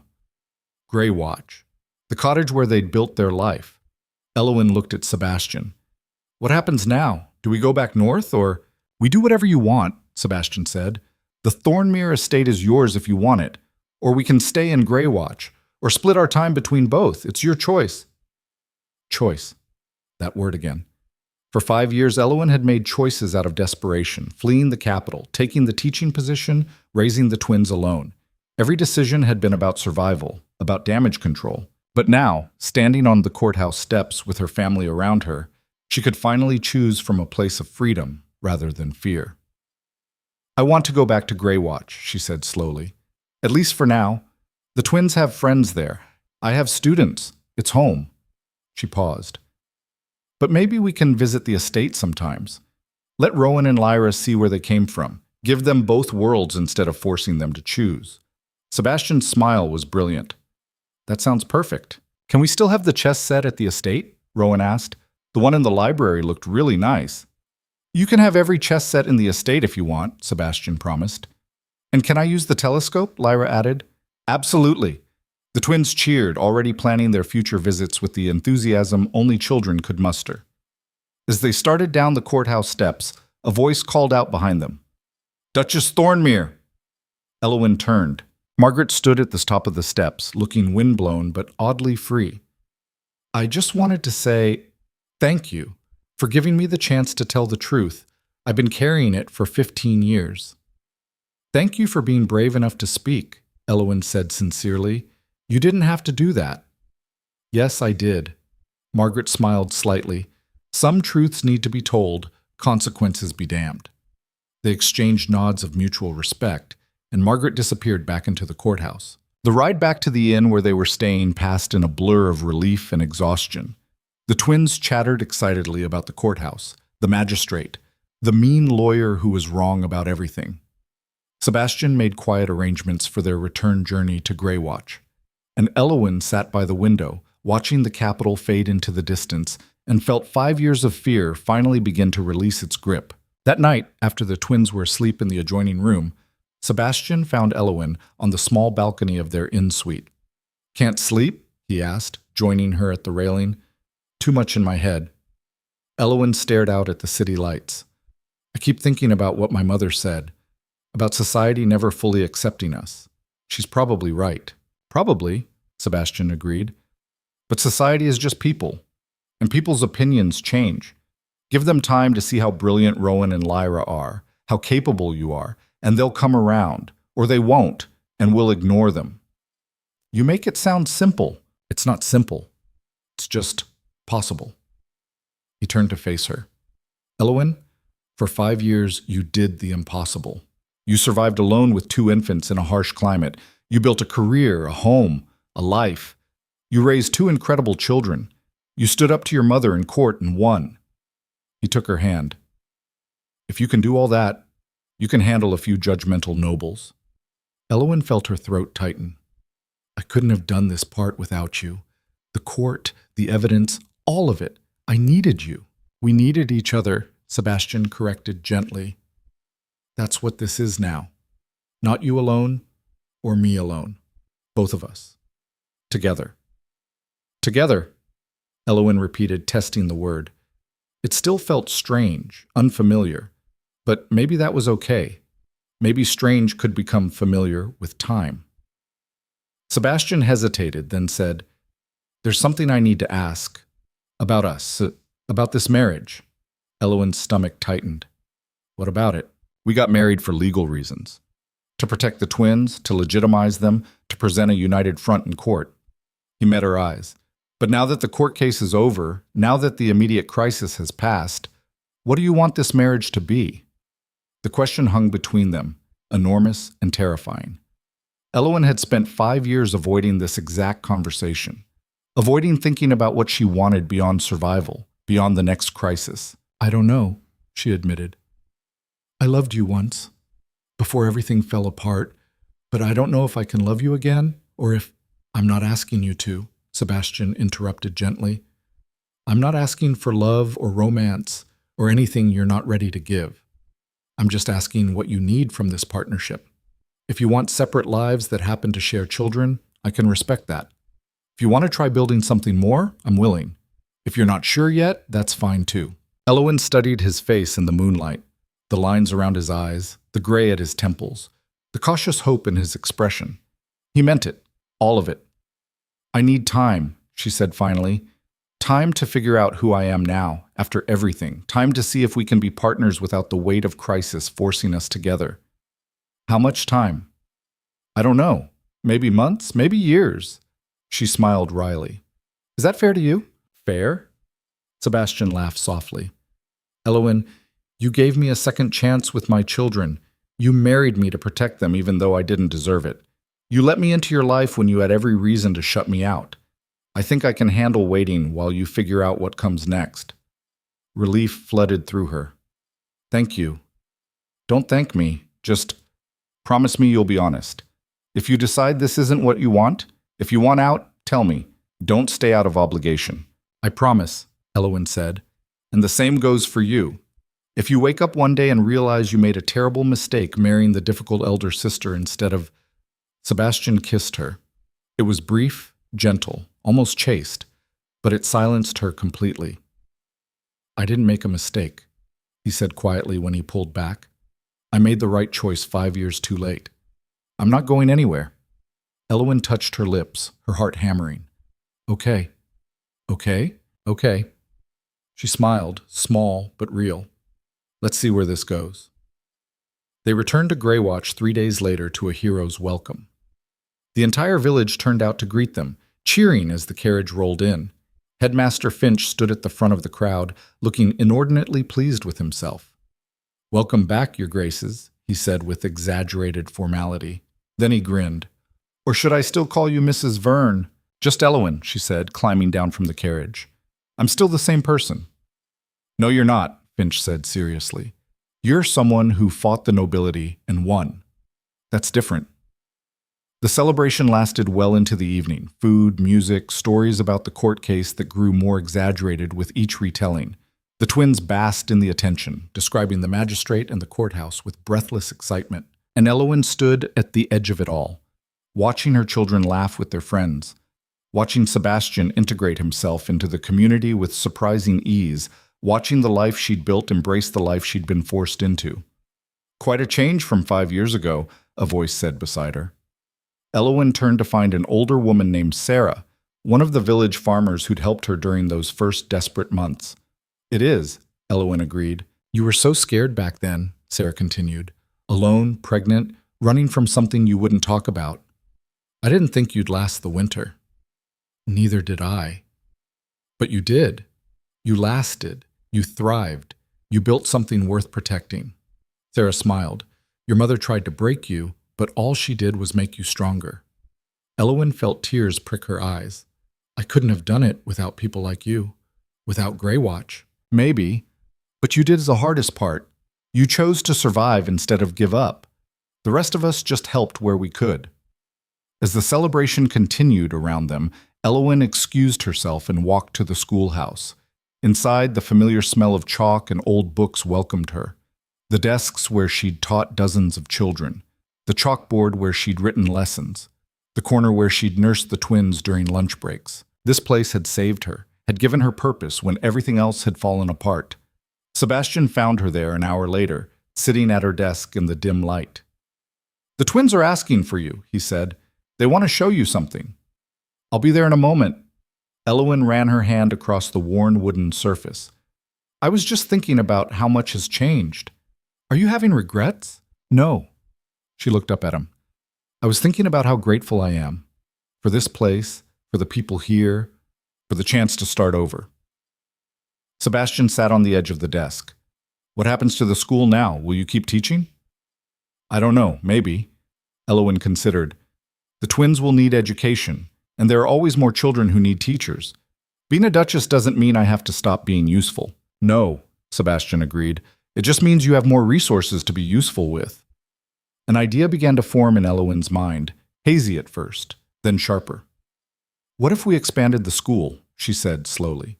"Use Thornmere funds to hire more teachers, get better books, offer scholarships for children from poor families. Make education accessible to everyone, not just the wealthy." Sebastian's eyes lit up. "That's brilliant. We could start here in Greywatch, then expand to other villages, create a network of schools across the province. It would take years, significant investment, political maneuvering to get noble families on board." "So?" Sebastian grinned. "We just took on your mother in court and won. I think we can handle some educational reform." Elowen found herself smiling back. For the first time since this whole ordeal began, she could see a future that wasn't defined by crisis or survival. A future where she wasn't just reacting to threats, but actively building something meaningful. "Let's do it," she said. They shook hands formally, like business partners sealing a deal. Then Sebastian pulled her to her feet. "Come on. The twins are waiting, and if we don't get back soon, Rowan will have challenged every adult in Greywatch to chess, and Lyra will have reorganized someone's entire library." They walked back to the celebration together, and for the first time in 5 years, Elowen felt like she was walking toward something instead of running away. The next morning, a final message arrived from the capital. Elowen broke the seal with steady hands, her heart no longer racing with panic at the sight of official correspondence. To their graces, the Duke and Duchess of Thornmere. Following the inquiry into Countess Helena Viral's conduct, the royal court has found sufficient evidence of misconduct to warrant formal censure. The Countess has been stripped of her advisory position and barred from court for a period of 5 years. Additionally, the legitimacy of Rowan and Lyra Ashford as heirs to House Thornmere has been formally recognized and recorded in the royal registry. May you serve the realm with honor. By order of His Majesty, Elowen read it twice, then handed it to Sebastian. "It's over," she said quietly. "It's actually over." Sebastian set down the letter and pulled her into an embrace. "You did it. You fought back and won." "We did it," Elowen corrected. "Together." Outside, the twins were already awake and arguing about something. Probably chess strategies or whether horses or eagles were faster. Normal, everyday chaos that suddenly felt like the most precious thing in the world. Elowen had spent 5 years surviving, fighting, building walls to protect herself and her children. But now, standing in her cottage with her husband's arms around her and her children's voices drifting through the window, she could finally start living. Not perfectly, not without scars, but freely. And that was enough. Spring came to Greywatch like a promise kept. The snow retreated from the hills, revealing patches of green that spread like hope across the landscape. Elowen stood at the window of the cottage, watching Rowan and Lyra chase each other through the muddy yard, their laughter carrying on the wind. 6 months had passed since the court case. 6 months of rebuilding, renegotiating, learning how to exist in this strange new life that was part old, part new, entirely uncertain. Sebastian came up behind her, carrying 2 cups of tea. "They're going to ruin their clothes." "Let them." Elowen accepted the cup gratefully. "Clothes can be washed. Childhood can't be relived." He smiled at that, settling beside her at the window. They'd developed these small rituals, Morning tea, evening chess games, late-night conversations about everything and nothing. The marriage was still new, still awkward in places, but the sharp edges were beginning to smooth. "Letter came from this capital," Sebastian said, pulling an envelope from his pocket. "From the Minister of Education. He's interested in our school proposal." Elowen's pulse quickened. Interested how? Interested enough to request a formal meeting. He wants to see our curriculum, our budget projections, our expansion plans. Sebastian's expression was carefully neutral, but his eyes sparkled. "He's bringing 2 members of the Royal Education Committee." "When?" 3 weeks. They want to visit Greywatch personally, see the school in operation." Elowen set down her tea before her shaking hands could spill it. For 6 months, they'd been working on the proposal. Late nights drafting curriculum, early mornings calculating costs, endless revisions to make the vision clear and achievable. And now, finally, someone with actual power was paying attention. "We're not ready," she said. "We're never going to feel ready," Sebastian countered. "But the school is running well. The children are learning. We have evidence of success. That's more than most proposals can claim." He was right, and Elowen knew it. But the old fear still lurked. The certainty that she wasn't enough, that she'd be exposed as a fraud, that everything would collapse the moment real scrutiny arrived. Sebastian's hand found hers. "You've already proven you can do the impossible. This is just the next step." Outside, Rowan tackled Lyra into a puddle. Both children emerged soaking wet and laughing hysterically. "I need to change their clothes," Elowen said, grateful for the distraction. "I'll help," Sebastian offered. They corralled the twins inside, peeled off muddy garments, and wrestled clean clothes onto 2 squirming 4-year-olds who had strong opinions about what they wanted to wear. "I want the blue shirt," Rowan insisted. "It's in the wash," Elowen said patiently. "Then I'll wear it dirty." "You will not." "But it's my favorite." "Rowan Ashford, you will wear the green shirt or you will wear nothing. Your choice." Rowan considered this ultimatum seriously, then sighed with the weight of someone who'd been deeply wronged. "Fine. Green." Lyra, meanwhile, had dressed herself with meticulous care and was now examining her reflection critically. "Do I look like a duchess?" The question stopped Elowen cold. "Why do you ask?" "Because some of the children in the village call me that now, the little duchess. I don't know what it means." Elowen knelt beside her daughter, choosing her words carefully. "A duchess is someone married to a duke or born into a ducal family. Technically, you're the daughter of a duke, which makes you Lady Lyra, but titles are just words. They don't change who you are." "But they change how people treat you," Lyra observed with unsettling perceptiveness. "Some of the children act different now, like they're scared of me." "Are they treating you badly?" "No, just different, careful." Lyra frowned. "I don't like it." Elowen felt a surge of fierce protectiveness. This was exactly what she'd feared, that acknowledging the twins' heritage would separate them from the simple, honest life they'd known. That nobility would taint their childhood the way it had tainted hers. "Then we'll talk to them," Elowen said firmly. "We'll remind everyone that you're still the same Lyra who climbs trees and reads books and helps in the garden. Titles don't erase personhood." "What if they don't listen?" "Then they're not worth your time." Elowen tucked a strand of hair behind Lyra's ear.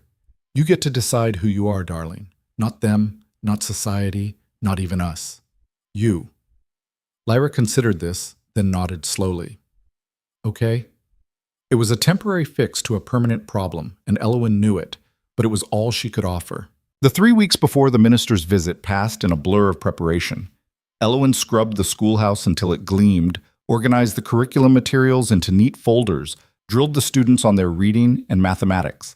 Sebastian handled the budget presentations and political maneuvering, writing letters to potential supporters and smoothing over concerns about cost. They worked well together, Elowen realized with some surprise. Sebastian handled the big-picture strategy while she managed the practical details. He knew which nobles to charm and which to avoid. She knew which teaching methods actually worked and which were theoretical nonsense. It wasn't romance, it was partnership. And that was somehow better. The night before the minister arrived, Elowen couldn't sleep. She lay in bed staring at the ceiling, mentally rehearsing her presentation and catastrophizing every possible way it could go wrong. "You're thinking too loud," Sebastian murmured from the other bed. They still maintained separate sleeping arrangements, an unspoken agreement that intimacy would come when, if, they were both ready. Sorry. Don't be. Come here. Elowen hesitated, then crossed the room and sat on the edge of his bed. Sebastian shifted to make space. What's the worst that can happen? He asked. They reject the proposal. We lose funding. The school stays small and under-resourced. And the best? They approve everything. We get resources to expand. Education becomes accessible to children who'd never have it otherwise. So worst case, we're exactly where we started, Sebastian said. Best case, we change hundreds of lives. Those odds seem worth the risk. When did you become an optimist? When I married someone who spent 5 years turning nothing into something. He smiled in the darkness. You're contagious. Elowen felt warmth spread through her chest. Not desire exactly, but something deeper. Affection. Trust. The building blocks of whatever they were becoming. Thank you, she said quietly. For what? For believing in this. In me. Sebastian reached out and squeezed her hand. Always. The Minister of Education arrived with an entourage of 6 people, 4 horses, and enough luggage to suggest he'd never stayed anywhere without servants. He was a round man in his 50s named Lord Whitmore, with shrewd eyes and the careful manner of someone who'd survived court politics through strategic neutrality. Elowen and Sebastian met him at the village square with formal courtesy. Your Grace, Your Grace. Whitmore bowed to each of them. Thank you for hosting us in your charming village. The pause before charming spoke volumes. Thank you for coming, Elowen said, refusing to be intimidated. We're eager to show you what we've built here. They started with a tour of the village, the farms, the craftsmen's workshops, the small but functional infrastructure that kept Greywatch running. Whitmore made polite noises but looked unimpressed until they reached the schoolhouse. Inside, 14 children were engaged in various activities. The younger ones practiced writing on slates. The older ones solved mathematics problems. 2 girls in the corner were reading aloud to each other, helping with pronunciation. Whitmore watched for several minutes in silence. Then he approached one of the older boys, a farmer's son named Thomas who'd been in Elowen's first class 5 years ago. What are you working on? Whitmore asked. Thomas looked up, unintimidated. Calculating compound interest, sir. I'm figuring out how much money I'd need to save each month to buy my own land by the time I'm 20. And can you do it? Yes, sir. Thomas showed his work, neat columns of numbers, careful calculations. If I save 2 coppers a week and invest at 5% annual return, I'll have enough for a small plot in 7 years. Whitmore examined the slate, his expression unreadable. This is sophisticated mathematics for a child your age. Duchess Thornmere, says mathematics is freedom, Thomas replied. If you understand numbers, people can't cheat you. Wise words. Whitmore glanced at Elowen. May I speak with you privately? They stepped outside, leaving Sebastian to manage the entourage. Whitmore wasted no time. That boy, Thomas. What's his background? Farming family, poor but hard-working. His father can barely write his own name. And yet the son is calculating compound interest. Whitmore shook his head slowly. I've visited noble academies where 15-year-olds can't do what that child just demonstrated. That's because noble academies focus on Latin and etiquette, Elowen said. I focus on practical knowledge that actually improves lives. Radical approach. Effective approach. Whitmore smiled slightly. You're not what I expected, Duchess Thornmere. The reports from the capital painted you as a scandal. A woman who abandoned her family, bore illegitimate children, married desperately to legitimize them. Elowen's jaw tightened. And what do you think now? I think the reports were written by people threatened by competence. Whitmore gestured to the schoolhouse. This is remarkable work. If you can replicate it across multiple villages, you could genuinely transform education in this province. Hope flared in Elowen's chest. Then you'll support the proposal? I'll recommend it to the committee, but I'll be honest, there will be resistance. Many nobles believe education should be limited to the wealthy. They'll argue that teaching the poor makes them dissatisfied with their station. Good, Elowen said sharply. Maybe dissatisfaction leads to change. Whitmore laughed, a genuine, surprised sound. You really don't care what they think, do you? I spent 5 years caring what people thought. It accomplished nothing except making me miserable. Elowen met his eyes steadily. I care about results now. The children in that schoolhouse can read, write, and calculate. They won't be cheated by merchants or manipulated by contracts they can't understand. That matters more than any noble's opinion of propriety. Spoken like someone who's survived a war. I did, Elowen said quietly. Against my own mother. Against a system designed to keep people like me silent. I'm done being silent. Whitmore studied her for a long moment. Then he extended his hand. I'll do more than recommend your proposal, he said. I'll champion it. You'll still face opposition, but you'll have at least one ally in the capital. Elowen shook his hand, hardly daring to believe it. Thank you. Don't thank me. Just keep producing results like that boy in there. That's all the argument we'll need. The visit concluded with a formal dinner at Sebastian's rented cottage. Simple fare by noble standards, but hearty and well-prepared. Whitmore charmed the twins by asking them about their studies, and Rowan responded by challenging him to chess. I should warn you, Sebastian said mildly, Rowan doesn't lose gracefully. Neither do I, Whitmore replied, settling across from the boy. Let's see what you've got. Rowan demolished him in 20 moves. Whitmore stared at the board in disbelief. How old did you say he was? 4, Elowen said, trying not to smirk. That's unsettling. Whitmore looked at Rowan with new respect. Have you considered formal tutors? A mind like that needs cultivation. He has tutors, Rowan said, resetting the board. Mama and Sebastian teach me every day. I don't need anyone else. Confident little thing, isn't he? He's earned it, Sebastian said. Want to try again? Whitmore lost 3 more games before admitting defeat. After the guests retired for the night, Elowen found Sebastian on the cottage porch, staring out at the dark hills. We did it, she said, joining him. We actually convinced him. You convinced him, Sebastian corrected. That speech about not caring what nobles think, that was all you. It was true. Elowen leaned against the railing. I'm tired of performing for people who don't matter. I'd rather build something real. Like this? Sebastian gestured to the village. Schools and education and changing lives?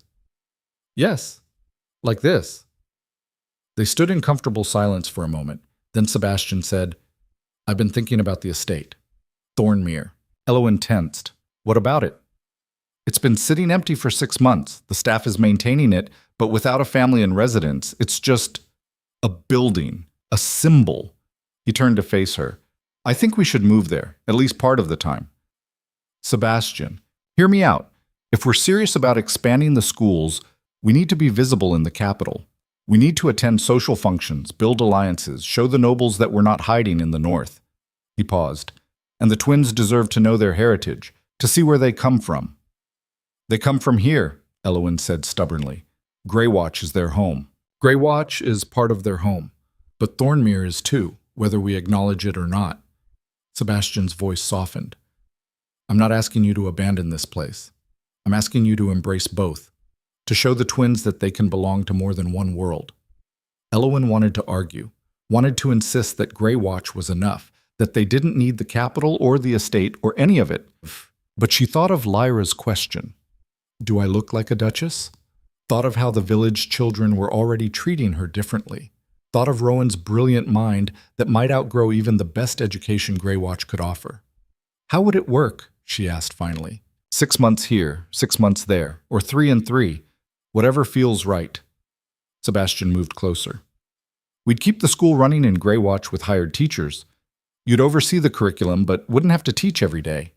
And at Thornmere, we'd establish a second school, show the nobles what's possible when you invest in education. That's a lot of travel, a lot of upheaval for the twins. They're resilient, they'll adapt. He smiled slightly. They're your children. Adaptation is in their blood. Elowen looked out at the village, the simple buildings, the honest people, the life she'd built from nothing. She loved it, but she also recognized its limitations. Let me talk to the twins, she said. See how they feel about it. Fair enough. The next morning, Elowen sat down with Rowan and Lyra and explained the proposal. We'd live in a castle? Rowan's eyes went wide. An estate, Elowen corrected. It's not quite a castle. Is there a library? A very large library. I'm in. Lyra was more hesitant. What about our friends here? What about the village? We'd come back often, Elowen assured her. This would still be home. We'd just have 2 homes. Do rich people do that? Have multiple homes? Some of them, yes. Lyra chewed her lip, thinking, would people treat us differently at the estate, like they're starting to treat us here? Elowen's heart ached. Probably. At least at first. But we'd face it together, and we'd make sure everyone knew you were still yourselves. Can I bring my books? All of them. Then okay. I'll try it. 2 months later, they made the journey south. The twins had never seen anything larger than Greywatch's village square, and the capital overwhelmed them completely. Rowan pressed his face to the carriage window, trying to see everything at once. Lyra clutched her favorite book like a talisman. The Thornmere estate was even more impressive. 3 stories of greystone, formal gardens, servants who bowed when they passed. Elowen felt profoundly out of place, like an imposter wearing someone else's clothes. But the twins adjusted with shocking speed. Rowan discovered the chess sets in the library and challenged every servant to matches. Lyra found the telescope in the East Tower and spent hours mapping constellations.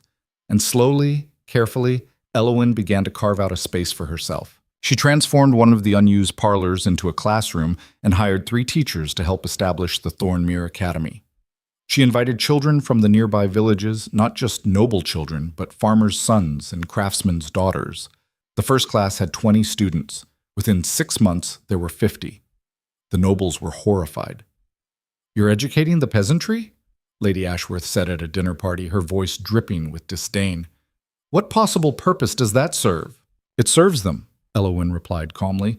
"Education isn't a luxury reserved for nobility. It's a fundamental right." "You sound like a revolutionary." "I sound like someone who's read history. Uneducated populations are vulnerable to manipulation. Educated populations demand accountability. I know which one I prefer."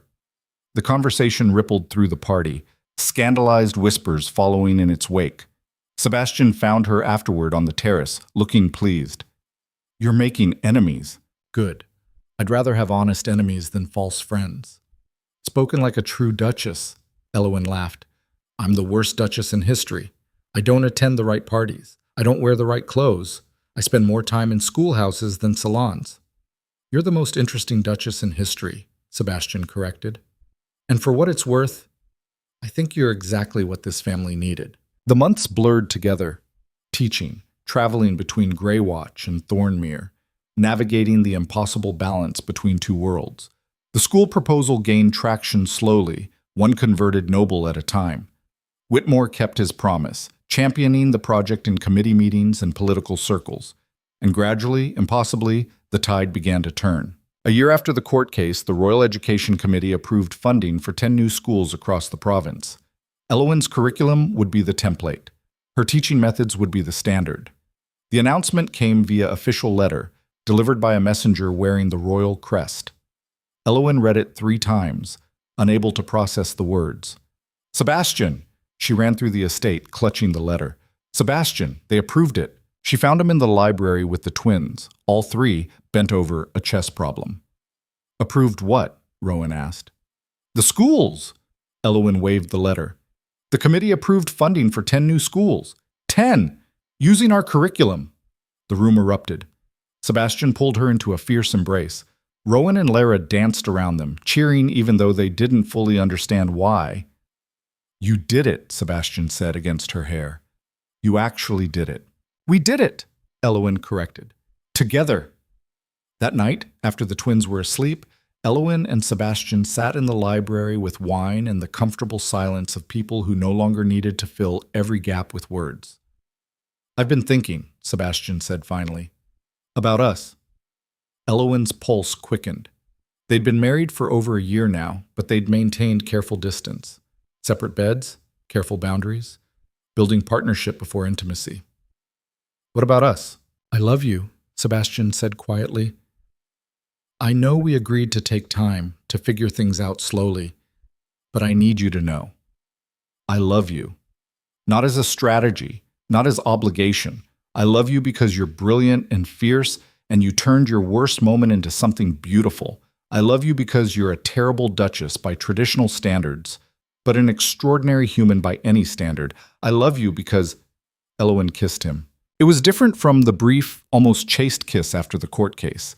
This was deeper, fuller, weighted with a year of slowly rebuilding trust. When they broke apart, both were breathing hard. I love you too, Elowen whispered. I didn't think I could. I didn't think I'd ever trust you enough. But somewhere between the court case and the schools and the twins and everything else, I fell in love with who we became. Not who we were? No. Who we were was two naive people manipulated by someone else's agenda. Who we are now is a team that fights for what matters. She smiled. I love this version of us. Sebastian cupped her face in his hands. Can I stay with you tonight? Just sleep beside you? Yes, Elowen said. Yes, you can stay. They moved to the bedroom together, carefully, uncertainly. But when they finally lay down in the same bed, wrapped in each other's arms, it felt like coming home after a 5-year journey. 3 years later, Elowen stood before the Royal Education Committee presenting the expansion proposal for 20 additional schools. The committee room was packed with nobles, ministers, and education reformers, all waiting to hear her speak. She wasn't nervous anymore. Gentlemen, she began, 3 years ago, you took a risk on an unconventional idea, educating children regardless of their social class. Today, I'm here to report on the results of that risk. She presented the data methodically. Literacy rates in provinces with the new schools had increased by 40%. Children from farming families were entering trades and professions previously closed to them. Crime rates had dropped in villages with active schools. Education doesn't just benefit individuals, Elowen concluded. It strengthens entire communities. It creates informed citizens who participate in society rather than being passive subjects. It breaks cycles of poverty and creates opportunities for advancement based on merit rather than birth. A nobleman in the back raised his hand. Duchess Thornmere, aren't you concerned that educating the lower classes will make them dissatisfied, that they'll demand changes to the social order? Elowen smiled. Yes, Lord Harding, that's exactly what I'm concerned will happen, and I believe it's necessary. Shocked murmurs filled the room. The social order you're protecting is built on keeping people ignorant, Elowen continued calmly, on ensuring they don't know enough to question authority or demand better. I find that morally reprehensible.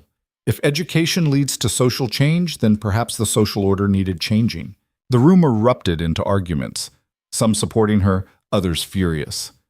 Lord Whitmore banged his gavel. Order! Duchess Thornmere, you're advocating for revolution. I'm advocating for evolution, Elowen corrected. Societies that refuse to change eventually collapse. Societies that embrace education and progress thrive. I know which future I want for my children, for all our children. The debate raged for 2 hours. But when the vote came, the expansion passed, narrowly, but it passed. Elowen walked out of the committee room to find Sebastian waiting in the hall with Rowan and Lyra. The twins were 7 now, tall and confident and brilliant. Did you win? Lyra asked. We won, Elowen confirmed. Rowan pumped his fist. I told you Mama always wins. I don't always win, Elowen said, ruffling his hair. I just refuse to give up. They walked out of the Capitol building together, a family forged from betrayal and rebuilt through determination. That evening, back at the Thornmere estate, Elowen found herself in the garden where she'd first discovered Sebastian's courtship letter all those years ago. She pulled it from her pocket. She'd kept it, a reminder of how everything started. Sebastian joined her, reading over her shoulder. Do you ever regret it? He asked. Everything that happened? Elowen considered the question seriously. The pain, the isolation, the 5 years of struggling alone, did she regret any of it? No, she said finally. I regret that it was necessary. I regret my mother's manipulations, but I don't regret the outcome. If none of it had happened, I wouldn't have become who I am now. The twins wouldn't exist. We wouldn't have built these schools. She turned to face him. The journey was brutal, but the destination was worth it. Sebastian kissed her forehead. You're extraordinary. I'm stubborn, Elowen corrected. There's a difference. Not much of one. They stood in the garden as the sun set, painting the sky in shades of gold and pink. Inside, the twins were arguing about something, probably chess or books or the fundamental nature of the universe. Elowen had started her journey as a frightened 19-year-old watching the man she loved marry someone else. She'd fled into exile, raised children alone, rebuilt her life from nothing. And now, standing in the garden of an estate she'd never imagined claiming, married to the man she'd never stopped loving, fighting for a cause that mattered, she'd become someone she actually admired. Not perfect. Never perfect.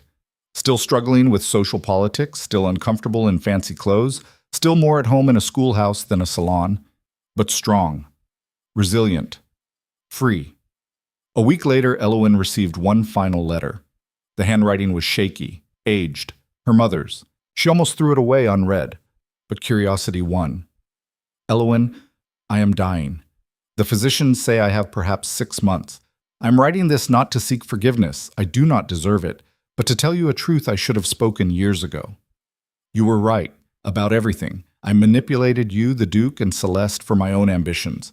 I told myself it was for the family, but it was for me, for my legacy, for the social position I craved, and in doing so, I destroyed 3 lives. Celeste's death haunts me.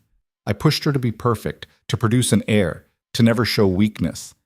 And she died trying to live up to my impossible standards. You survived in spite of me. You built something meaningful from the wreckage I created. I am proud of you, though I have no right to be. I do not ask for reconciliation. I do not ask for your forgiveness. I only ask that you remember one thing. You were always enough, always brilliant, always worthy. I was the one who was insufficient. Your mother Elowen read the letter twice, then showed it to Sebastian. What will you do? He asked. Nothing, Elowen said quietly. She made her choices. I've made mine. A deathbed confession doesn't erase 5 years of pain. Do you want to see her before the end? Elowen thought about it, about the woman who'd raised her, controlled her, manipulated her entire life. No, she said finally. I mourned that relationship years ago. This is just confirmation. She folded the letter carefully and placed it in a drawer, a record of closure rather than reconciliation. 6 months later, word came that Countess Helena Varel had died quietly in her sleep. There was no funeral. She'd requested cremation and specifically asked that Elowen not be informed. But Elowen knew anyway, and she felt nothing.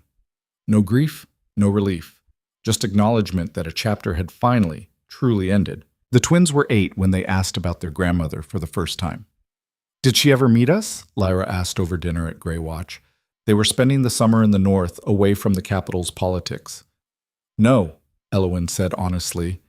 She knew you existed, but she never met you. Why not? Because we had a complicated relationship. She made choices I couldn't forgive, and I made choices she didn't approve of. Sometimes families fracture beyond repair. That's sad, Lyra said softly. It is, Elowen agreed, but it's also reality. Not every story has a happy reconciliation. Sometimes the best thing you can do is build something new with the people who choose to support you. Rowan, practical as always, asked, Are we supposed to be sad she died? You didn't know her, Elowen said. You don't have to feel anything you don't genuinely feel. Grief isn't obligatory. Good, Rowan said, returning to his dinner. Because I'm not sad. Lyra was quieter, more thoughtful. Later that night, Elowen found her on the porch, staring at the stars. Are you okay? Elowen asked, sitting beside her. I was just thinking, Lyra said, about families, about how complicated they are. They are complicated. But we're good, right? Our family? You and Papa and Rowan and me? Elowen pulled her daughter close. We're very good. We're not perfect. No family is. But we're honest with each other. We support each other. And we choose each other every day. That's what matters. I choose you too, Lyra whispered. Elowen felt tears prick her eyes. Thank you, darling. 10 years after the cathedral, Elowen stood in the grand hall of the Thornmere estate, addressing a gathering of educators, reformers, and noble supporters. The network of schools had expanded to 50 institutions across 3 provinces. Thousands of children who would never have learned to read now had access to education. None of this would have been possible, Elowen said, concluding her speech, without people willing to challenge convention, willing to believe that education is a right, not a privilege, willing to invest in the potential of every child, regardless of their birth. The room erupted in applause. Afterward, as the crowd mingled, Rowan and Lyra, now 14 years old, approached her. "Good speech, Mama," Rowan said. "Though you could have mentioned the mathematics curriculum specifically, that's the real innovation." "Everything's about mathematics with you," Lyra teased. "Mathematics is everything." They bickered good-naturedly while Elowen watched with deep affection. They'd grown into remarkable young people. Rowan, brilliant and confident, already being courted by universities. Lyra, thoughtful and kind, passionate about literature and philosophy. They were so much more than the secret she'd hidden. They were the future she'd fought for. Sebastian joined them, slipping his hand into Elowen's. "Ready to go home?" "Which home?" Elowen asked with a smile. "Does it matter? They're both ours." They were both ours. That simple truth still amazed her sometimes. They'd created something impossible. A marriage built on ruins, a family forged from betrayal, a legacy that would outlast them both. That night, lying in bed beside Sebastian at the Greywatch cottage, Elowen thought about the terrified 19-year-old who'd fled the cathedral pregnant and alone. That girl had believed she was running from her life. She'd actually been running toward it. "What are you thinking about?" Sebastian murmured sleepily. "Everything," Elowen said. "The cathedral, the twins, the schools. How none of this was what I planned, but all of it was what I needed. Regrets? Not anymore." She turned to face him in the darkness. "I spent 5 years surviving, the next 10 building. And now I'm just living. Finally." Sebastian kissed her softly. "That's all any of us can hope for." Outside, the wind whispered through the northern hills. Harsh, unforgiving, beautiful. The same wind that had greeted Elowen when she'd first arrived in Greywatch, broken and desperate.